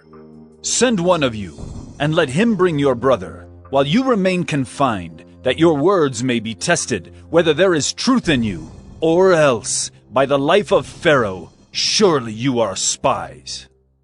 And he put them all together in custody for 3 days. On the 3rd day Joseph said to them, "Do this, and you will live, for I fear God. If you are honest men, let one of your brothers remain confined, where you are in custody. and let the rest go and carry grain for the famine of your households. And bring your youngest brother to me, so your words will be verified, and you shall not die." And they did so. Then they said to one another, "In truth we are guilty concerning our brother, in that we saw the distress of his soul, when he begged us and we did not listen. That is why this distress has come upon us." And Reuben answered them, "Did I not tell you not to sin against the boy? But you did not listen. So now there comes a reckoning for his blood." They did not know that Joseph understood them, for there was an interpreter between them. Then he turned away from them and wept. And he returned to them and spoke to them. And he took Simeon from them and bound him before their eyes. And Joseph gave orders to fill their bags with grain, and to replace every man's money in his sack, and to give them provisions for the journey. This was done for them. Then they loaded their donkeys with their grain and departed. And as one of them opened his sack to give his donkey fodder at the lodging place, he saw his money in the mouth of his sack. He said to his brothers, "My money has been put back. Here it is in the mouth of my sack." At this their hearts failed them, and they turned trembling to one another, saying, "What is this that God has done to us?" When they came to Jacob their father in the land of Canaan, they told him all that had happened to them, saying, "The man, the lord of the land, spoke roughly to us and took us to be spies of the land. But we said to him, 'We are honest men. We have never been spies. We are 12 brothers, sons of our father. One is no more, and the youngest is this day with our father in the land of Canaan.' Then the man, the lord of the land, said to us, 'By this I shall know that you are honest men. Leave one of your brothers with me, and take grain for the famine of your households, and go your way. Bring your youngest brother to me. Then I shall know that you are not spies, but honest men, and I will deliver your brother to you, and you shall trade in the land.' As they emptied their sacks, behold, every man's bundle of money was in his sack. And when they and their father saw their bundles of money, they were afraid. And Jacob their father said to them, 'You have bereaved me of my children. Joseph is no more, and Simeon is no more. And now you would take Benjamin? All this has come against me.' Then Reuben said to his father, 'Kill my 2 sons if I do not bring him back to you. Put him in my hands, and I will bring him back to you.' But he said, 'My son shall not go down with you, for his brother is dead, and he is the only one left. If harm should happen to him on the journey that you are to make, you would bring down my gray hairs with sorrow to Sheol.'" Genesis 43. Now the famine was severe in the land, and when they had eaten the grain that they had brought from Egypt, their father said to them, "Go again, buy us a little food." But Judah said to him, "The man solemnly warned us, saying, 'You shall not see my face unless your brother is with you. If you will send our brother with us, we will go down and buy you food. But if you will not send him, we will not go down. For the man said to us, You shall not see my face unless your brother is with you.'"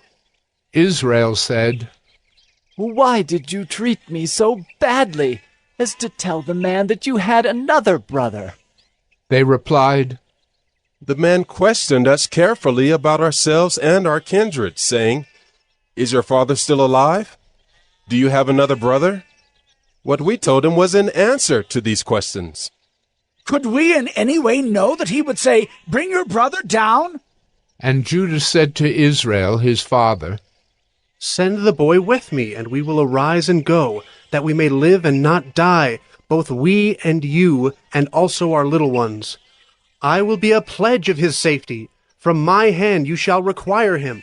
If I do not bring him back to you and set him before you, then let me bear the blame forever. If we had not delayed, we would now have returned twice." Then their father Israel said to them, If it must be so, then do this. Take some of the choice fruits of the land in your bags, and carry a present down to the man. A little balm and a little honey, gum, myrrh, pistachio nuts, and almonds. Take double the money with you. Carry back with you the money that was returned in the mouth of your sacks. Perhaps it was an oversight. Take also your brother, and arise, go again to the man. May God Almighty grant you mercy before the man, and may he send back your other brother and Benjamin. And as for me, if I am bereaved of my children, I am bereaved. So the men took this present, and they took double the money with them, and Benjamin. They arose and went down to Egypt and stood before Joseph. When Joseph saw Benjamin with them, he said to the steward of his house, Bring the men into the house, and slaughter an animal and make ready, for the men are to dine with me at noon. The man did as Joseph told him, and brought the men to Joseph's house.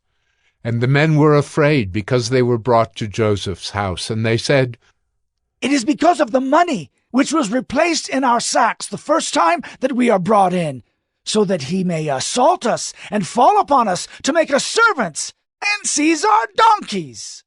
So they went up to the steward of Joseph's house and spoke with him at the door of the house and said, Oh, my lord, we came down the first time to buy food. And when we came to the lodging place, we opened our sacks. And there was each man's money in the mouth of his sack, our money in full weight. So we have brought it again with us.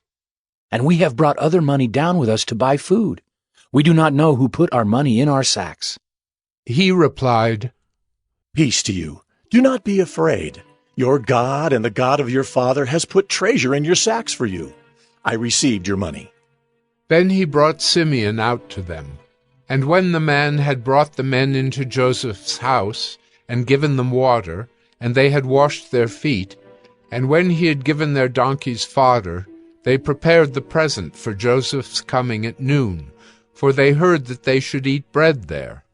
When Joseph came home, they brought into the house to him the present that they had with them, and bowed down to him to the ground. And he inquired about their welfare, and said, Is your father well, the old man of whom you spoke? Is he still alive? They said, Your servant, our father, is well. He is still alive. And they bowed their heads and prostrated themselves. And he lifted up his eyes and saw his brother Benjamin, his mother's son, and said, Is this your youngest brother, of whom you spoke to me? God be gracious to you, my son. Then Joseph hurried out, for his compassion grew warm for his brother, and he sought a place to weep. And he entered his chamber and wept there. Then he washed his face and came out, and controlling himself, he said, Serve the food. They served him by himself, and them by themselves, and the Egyptians who ate with him by themselves, because the Egyptians could not eat with the Hebrews, for that is an abomination to the Egyptians. And they sat before him, the firstborn according to his birthright, and the youngest according to his youth. And the men looked at one another in amazement. Portions were taken to them from Joseph's table, but Benjamin's portion was 5 times as much as any of theirs. And they drank and were merry with him. Genesis 44. Then he commanded the steward of his house, Fill the men's sacks with food, as much as they can carry, and put each man's money in the mouth of his sack, and put my cup, the silver cup, in the mouth of the sack of the youngest, with his money for the grain. And he did as Joseph told him. As soon as the morning was light, the men were sent away with their donkeys. They had gone only a short distance from the city. Now Joseph said to his steward, Up, follow after the men, and when you overtake them, say to them, Why have you repaid evil for good? Is it not from this that my Lord drinks, and by this that he practices divination? You have done evil in doing this." When he overtook them, he spoke to them these words. They said to him, "Why does my Lord speak such words as these? Far be it from your servants to do such a thing." Behold, the money that we found in the mouths of our sacks we brought back to you from the land of Canaan. How then could we steal silver or gold from your Lord's house? Whichever of your servants is found with it shall die, and we also will be my Lord's servants. He said, "Let it be as you say. He who is found with it shall be my servant, and the rest of you shall be innocent." Then each man quickly lowered his sack to the ground, and each man opened his sack. And he searched, beginning with the eldest and ending with the youngest. And the cup was found in Benjamin's sack. Then they tore their clothes, and every man loaded his donkey, and they returned to the city. When Judah and his brothers came to Joseph's house, he was still there. They fell before him to the ground. Joseph said to them, "What deed is this that you have done? Do you not know that a man like me can indeed practice divination?" And Judah said, "What shall we say to my Lord? What shall we speak? Or how can we clear ourselves? God has found out the guilt of your servants. Behold, we are my Lord's servants, both we and he also in whose hand the cup has been found." But he said, "Far be it from me that I should do so. Only the man in whose hand the cup was found shall be my servant. But as for you, go up in peace to your father." Then Judah went up to him and said, "O my Lord, please let your servant speak a word in my Lord's ears, and let not your anger burn against your servant, for you are like Pharaoh himself. My Lord asked his servants, saying, 'Have you a father or a brother?' And we said to my Lord, 'We have a father, an old man, and a young brother, the child of his old age.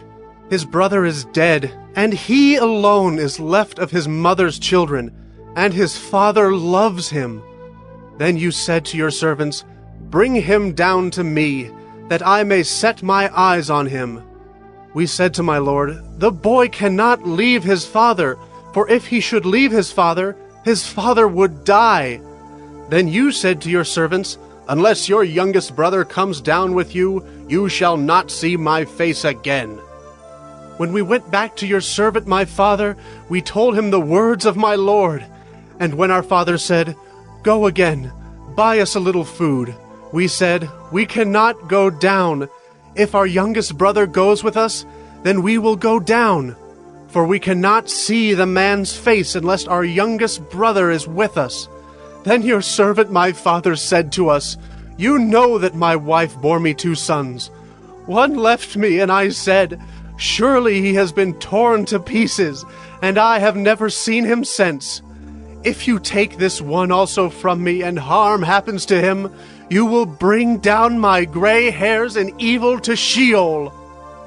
Now therefore, as soon as I come to your servant my father, and the boy is not with us, then as his life is bound up in the boy's life, as soon as he sees that the boy is not with us, he will die, and your servants will bring down the gray hairs of your servant our father with sorrow to Sheol. For your servant became a pledge of safety for the boy to my father, saying, If I do not bring him back to you, then I shall bear the blame before my father all my life. Now therefore, please let your servant remain instead of the boy as a servant to my lord, and let the boy go back with his brothers. For how can I go back to my father if the boy is not with me? I fear to see the evil that would find my father."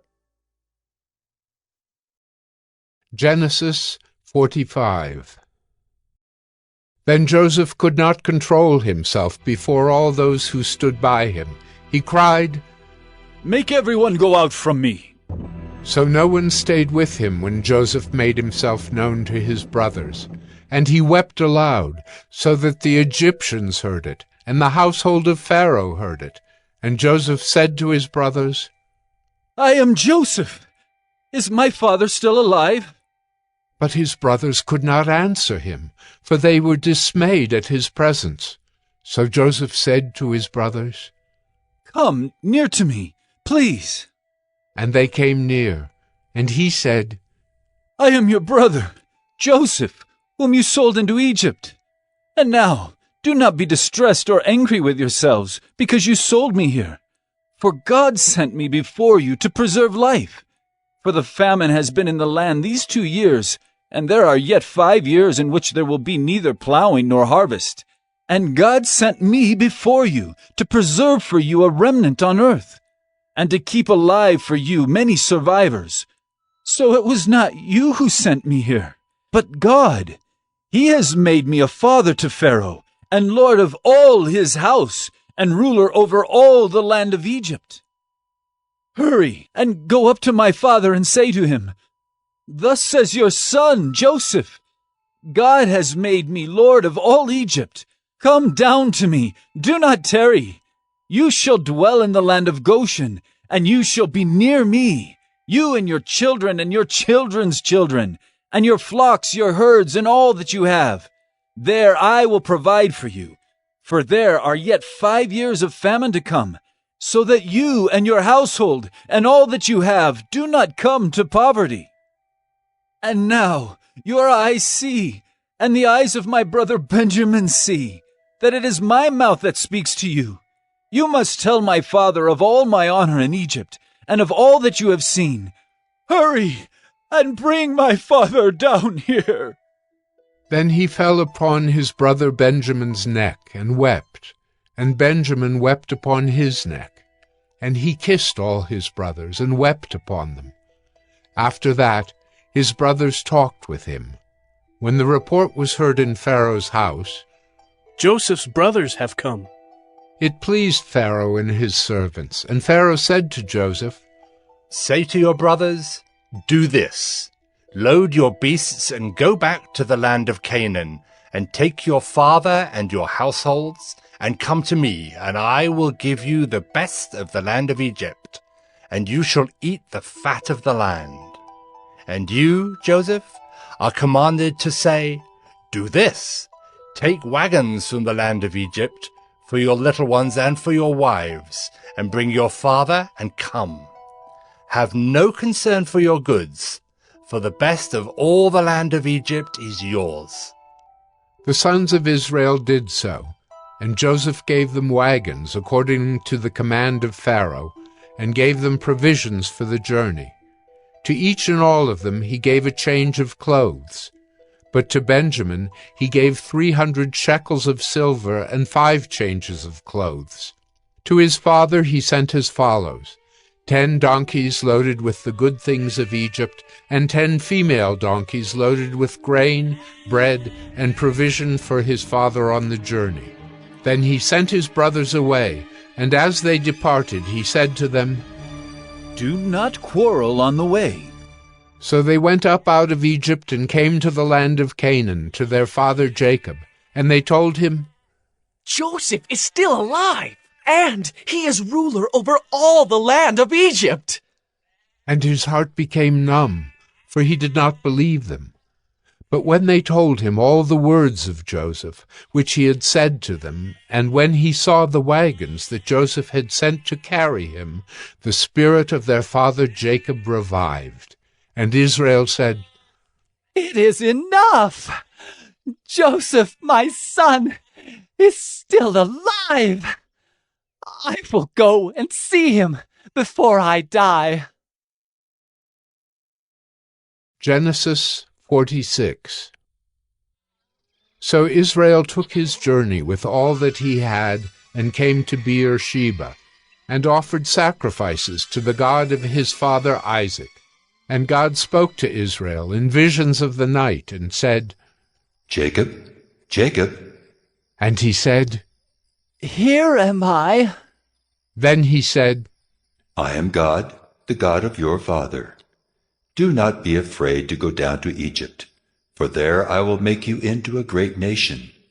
I myself will go down with you to Egypt, and I will also bring you up again, and Joseph's hand shall close your eyes." Then Jacob set out from Beersheba. The sons of Israel carried Jacob their father, their little ones, and their wives in the wagons that Pharaoh had sent to carry them. They also took their livestock and their goods, which they had gained in the land of Canaan, and came into Egypt, Jacob and all his offspring with him, his sons and his sons' sons with him, his daughters and his sons' daughters. All his offspring he brought with him into Egypt. Now these are the names of the descendants of Israel who came into Egypt, Jacob and his sons. Reuben, Jacob's firstborn, and the sons of Reuben, Hanok, Palu, Hezron, and Carmi. The sons of Simeon, Jemuel, Jamin, Ohad, Jachin, Zohar, and Shaul, the son of a Canaanite woman. The sons of Levi, Gershon, Kohath, and Merari. The sons of Judah, Onan, Shelah, Perez, and Zerah. But and Onan died in the land of Canaan. And the sons of Perez were Hezron and Hamel. The sons of Issachar, Tola, Puvah, Job, and Shimron. The sons of Zebulun, Sered, Elon, and Jaleel. These are the sons of Leah, whom she bore to Jacob in Paddan Aram, together with his daughter Dinah. Altogether his sons and his daughters numbered 33. The sons of Gad, Ziphion, Hagi, Shunai, Esbon, Eri, Eridai, and Areli.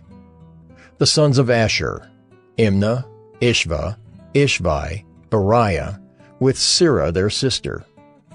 And the sons of Beriah, Heber, and Malchiel. These are the sons of Zilpah, whom Laban gave to Leah his daughter, and these she bore to Jacob, 16 persons. The sons of Rachel, Jacob's wife, Joseph and Benjamin. And to Joseph in the land of Egypt were born Manasseh and Ephraim, whom Asenath, the daughter of Potipherah, the priest of On, bore to him. And the sons of Benjamin, Bela, Becher, Ashbel, Gera, Naaman, Ehi, Rosh, Muppim, Huppim, and Ard. These are the sons of Rachel who were born to Jacob, 14 persons in all. The sons of Dan, Hushim. The sons of Naphtali, Jaziel, Guni, Jezer, and Shillem. These are the sons of Bilhah, whom Laban gave to Rachel his daughter, and these she bore to Jacob, 7 persons in all. All the persons belonging to Jacob who came into Egypt, who were his own descendants, not including Jacob's sons' wives, were 66 persons in all. And the sons of Joseph, who were born to him in Egypt, were 2. All the persons of the house of Jacob who came into Egypt were 70. He had sent Judah ahead of him to Joseph to show the way before him in Goshen, and they came into the land of Goshen. Then Joseph prepared his chariot and went up to meet Israel his father in Goshen. He presented himself to him and fell on his neck and wept on his neck a good while. Israel said to Joseph, "Now let me die, since I have seen your face and know that you are still alive." Joseph said to his brothers and to his father's household, "I will go up and tell Pharaoh and will say to him, My brothers and my father's household who were in the land of Canaan have come to me, and the men are shepherds, for they have been keepers of livestock, and they have brought their flocks and their herds and all that they have. When Pharaoh calls you and says, What is your occupation? You shall say, Your servants have been keepers of livestock from our youth, even until now, both we and our fathers, in order that you may dwell in the land of Goshen. For every shepherd is an abomination to the Egyptians." Genesis 47. So Joseph went in and told Pharaoh, My father and my brothers, with their flocks and herds, and all that they possess, have come from the land of Canaan. They are now in the land of Goshen. And from among his brothers he took 5 men, and presented them to Pharaoh. Pharaoh said to his brothers, "What is your occupation?" And they said to Pharaoh, "Your servants are shepherds, as our fathers were." They said to Pharaoh, "We have come to sojourn in the land, for there is no pasture for your servants' flocks, for the famine is severe in the land of Canaan." And now, please let your servants dwell in the land of Goshen. Then Pharaoh said to Joseph, "Your father and your brothers have come to you. The land of Egypt is before you. Settle your father and your brothers in the best of the land. Let them settle in the land of Goshen, and if you know any able men among them, put them in charge of my livestock." Then Joseph brought in Jacob his father, and stood him before Pharaoh. And Jacob blessed Pharaoh. And Pharaoh said to Jacob, "How many are the days of the years of your life?" And Jacob said to Pharaoh, "The days of the years of my sojourning are 130 years. Few and evil have been the days of the years of my life, and they have not attained to the days of the years of the life of my fathers, in the days of their sojourning." And Jacob blessed Pharaoh, and went out from the presence of Pharaoh. Then Joseph settled his father and his brothers, and gave them a possession in the land of Egypt, in the best of the land, in the land of Ramesses, as Pharaoh had commanded. And Joseph provided his father, his brothers, and all his father's household with food, according to the number of their dependents. Now there was no food in all the land, for the famine was very severe, so that the land of Egypt and the land of Canaan languished by reason of the famine. And Joseph gathered up all the money that was found in the land of Egypt and in the land of Canaan, in exchange for the grain that they bought. And Joseph brought the money into Pharaoh's house. And when the money was all spent in the land of Egypt and in the land of Canaan, all the Egyptians came to Joseph and said, "Give us food! Why should we die before your eyes? For our money is gone." And Joseph answered, "Give your livestock, and I will give you food in exchange for your livestock, if your money is gone." So they brought their livestock to Joseph, and Joseph gave them food in exchange for the horses, the flocks, the herds, and the donkeys. He supplied them with food in exchange for all their livestock that year. And when that year was ended, they came to him the following year and said to him, "We will not hide from my lord that our money is all spent. The herds of livestock are my lord's. There is nothing left in the sight of my lord but our bodies and our land." Why should we die before your eyes, both we and our land? Buy us and our land for food, and we with our land will be servants to Pharaoh, and give us seed that we may live and not die, and that the land may not be desolate. So Joseph bought all the land of Egypt for Pharaoh, for all the Egyptians sold their fields because the famine was severe on them. The land became Pharaoh's. As for the people, he made servants of them from one end of Egypt to the other. Only the land of the priests he did not buy, for the priests had a fixed allowance from Pharaoh and lived on the allowance that Pharaoh gave them. Therefore they did not sell their land. Then Joseph said to the people, "Behold, I have this day bought you and your land for Pharaoh. Now here is seed for you, and you shall sow the land. And at the harvests you shall give 1/5 to Pharaoh, and 4/5 shall be your own, as seed for the field, and as food for yourselves and your households, and as food for your little ones." And they said, "You have saved our lives! May it please my lord, we will be servants to Pharaoh!" So Joseph made it a statute concerning the land of Egypt, and it stands to this day, that Pharaoh should have the 5th. The land of the priests alone did not become Pharaoh's. Thus Israel settled in the land of Egypt, in the land of Goshen, and they gained possessions in it, and were fruitful and multiplied greatly. And Jacob lived in the land of Egypt 17 years. So the days of Jacob, the years of his life, were 147 years. And when the time drew near that Israel must die, he called his son Joseph and said to him, "If now I have found favor in your sight, put your hand under my thigh and promise to deal kindly and truly with me.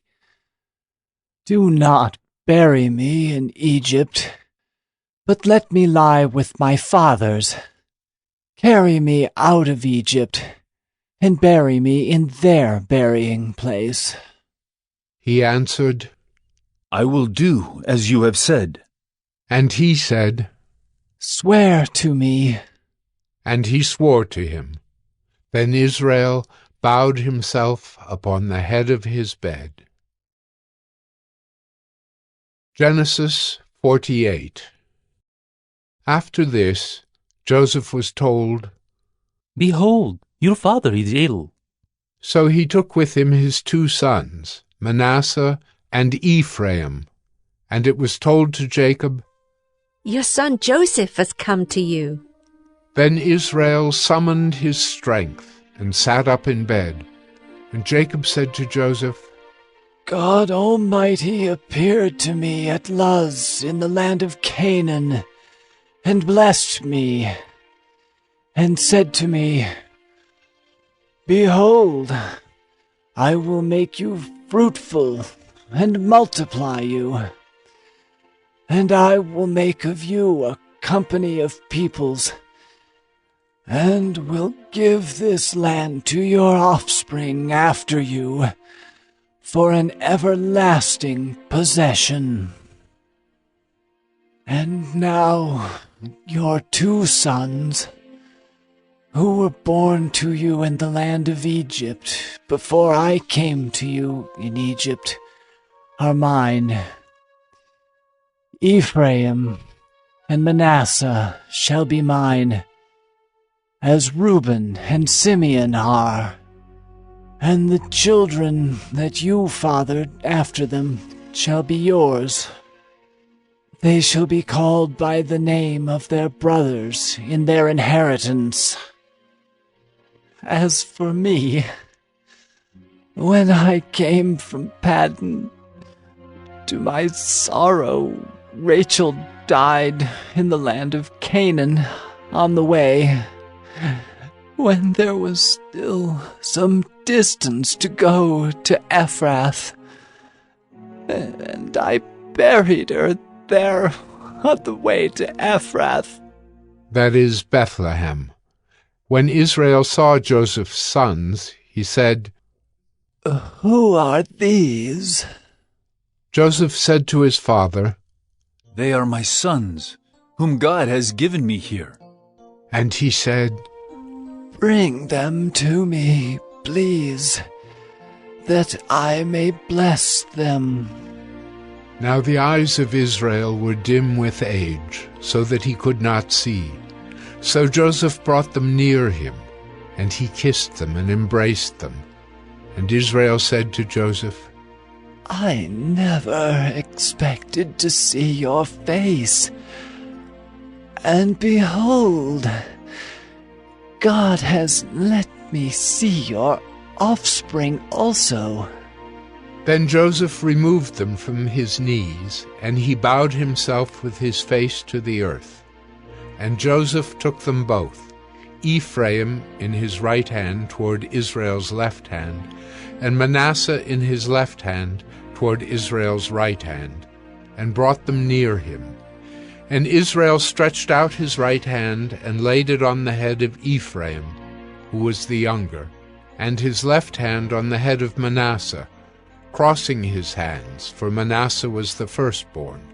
And he blessed Joseph and said, The God before whom my fathers Abraham and Isaac walked, the God who has been my shepherd all my life long to this day, the angel who has redeemed me from all evil.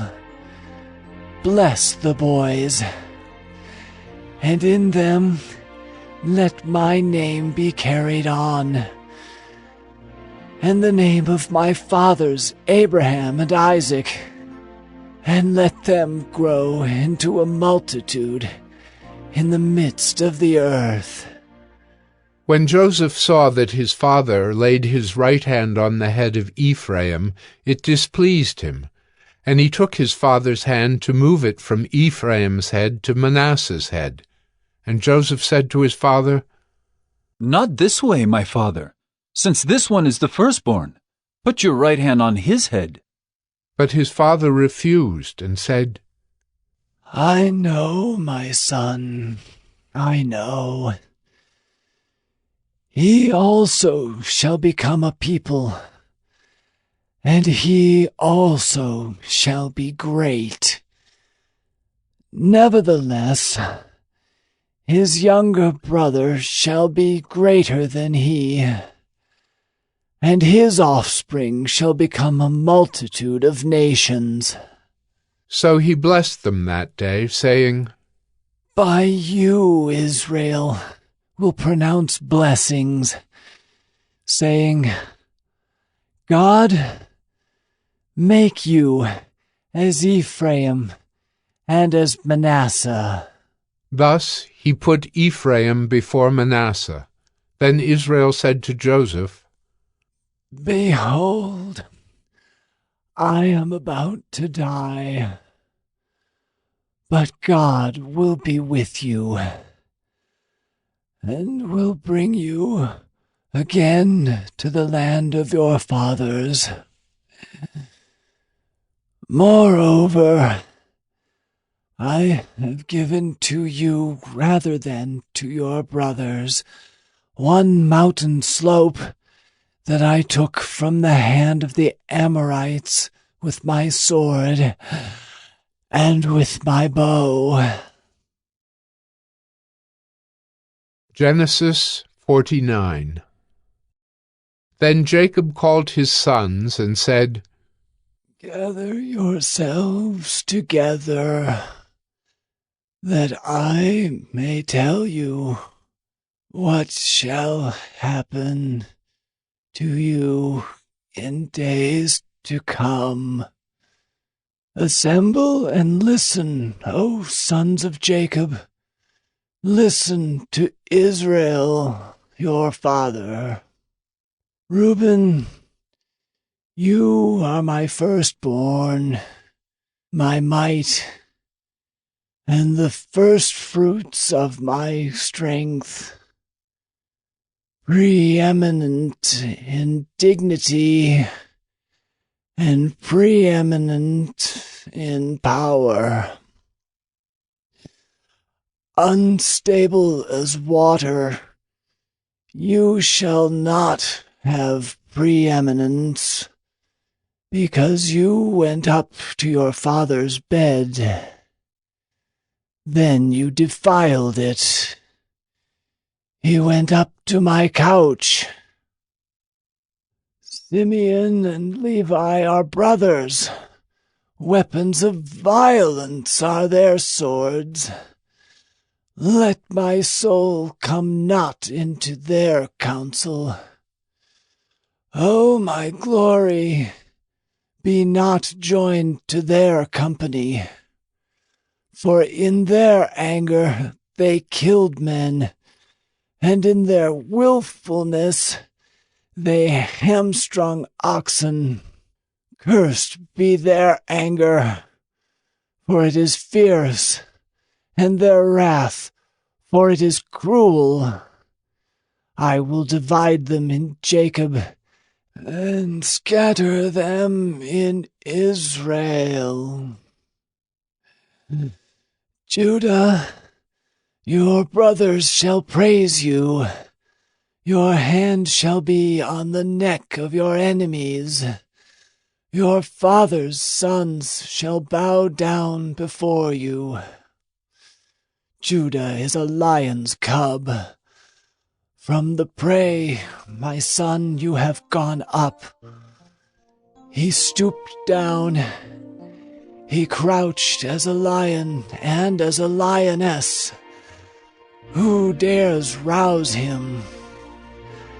The scepter shall not depart from Judah, nor the ruler's staff from between his feet, until tribute comes to him, and to him shall be the obedience of the peoples. Binding his foal to the vine, and his donkey's colt to the choice vine. He has washed his garments in wine, and his vesture in the blood of grapes. His eyes are darker than wine, and his teeth whiter than milk. Zebulun shall dwell at the shore of the sea. He shall become a haven for ships, and his border shall be at Sidon.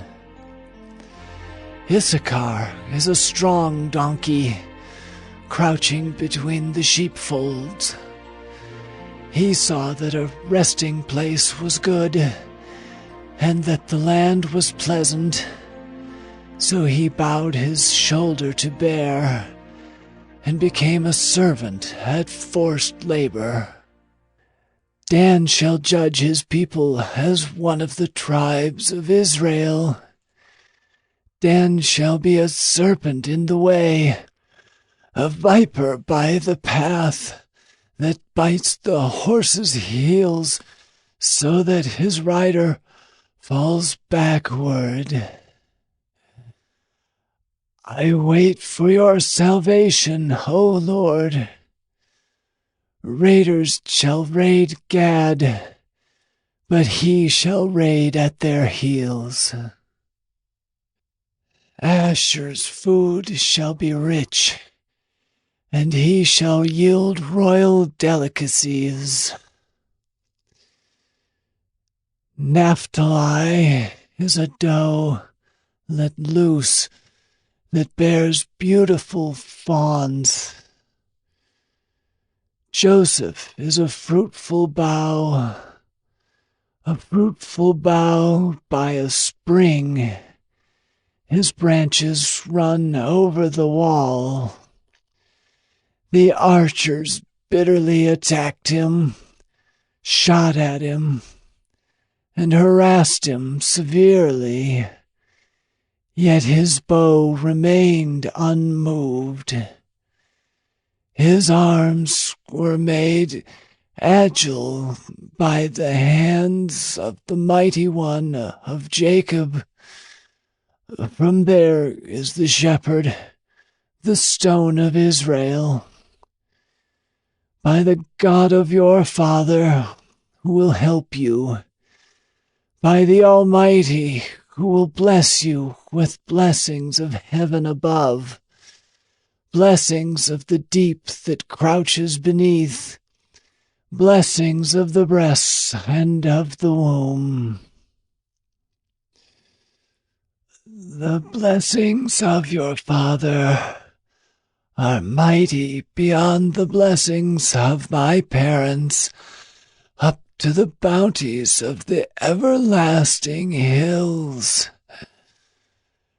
May they be on the head of Joseph, and on the brow of him who was set apart from his brothers. Benjamin is a ravenous wolf, in the morning devouring the prey, and at evening dividing the spoil. All these are the 12 tribes of Israel. This is what their father said to them as he blessed them, blessing each with the blessing suitable to him. Then he commanded them and said to them, I am to be gathered to my people. Bury me with my fathers in the cave that is in the field of Ephron the Hittite, and the cave that is in the field at Machpelah, to the east of Mamre, in the land of Canaan, which Abraham bought with the field from Ephron the Hittite, to possess as a burying place. There they buried Abraham and Sarah his wife. There they buried Isaac and Rebekah his wife. And there I buried Leah. The field and the cave that is in it were bought from the Hittites. When Jacob finished commanding his sons, he drew up his feet into the bed and breathed his last, and was gathered to his people. Genesis 50. Then Joseph fell on his father's face and wept over him and kissed him. And Joseph commanded his servants the physicians to embalm his father. So the physicians embalmed Israel. 40 days were required for it, for that is how many are required for embalming. And the Egyptians wept for him 70 days. And when the days of weeping for him were past, Joseph spoke to the household of Pharaoh, saying, If now I have found favor in your eyes, please speak in the ears of Pharaoh, saying, My father made me swear, saying, I am about to die. In my tomb that I hewed out for myself in the land of Canaan, there shall you bury me. Now therefore, let me please go up and bury my father. Then I will return. And Pharaoh answered, Go up and bury your father as he made you swear. So Joseph went up to bury his father. With him went up all the servants of Pharaoh, the elders of his household, and all the elders of the land of Egypt, as well as all the household of Joseph, his brothers, and his father's household. Only their children, their flocks, and their herds were left in the land of Goshen. And there went up with him both chariots and horsemen. It was a very great company. When they came to the threshing floor of Atad, which is beyond the Jordan, they lamented there with a very great and grievous lamentation, and he made a mourning for his father 7 days. When the inhabitants of the land, the Canaanites, saw the mourning on the threshing floor of Atad, they said, This is a grievous mourning by the Egyptians. Therefore the place was named Abel Mizraim. It is beyond the Jordan. Thus his sons did for him as he had commanded them, for his sons carried him to the land of Canaan, and buried him in the cave of the field at Machpelah, to the east of Mamre, which Abraham bought with the field from Ephron the Hittite to possess as a burying place. After he had buried his father, Joseph returned to Egypt with his brothers and all who had gone up with him to bury his father.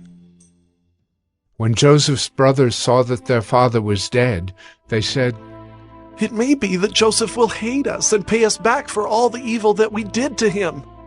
So they sent a message to Joseph, saying, Your father gave this command before he died.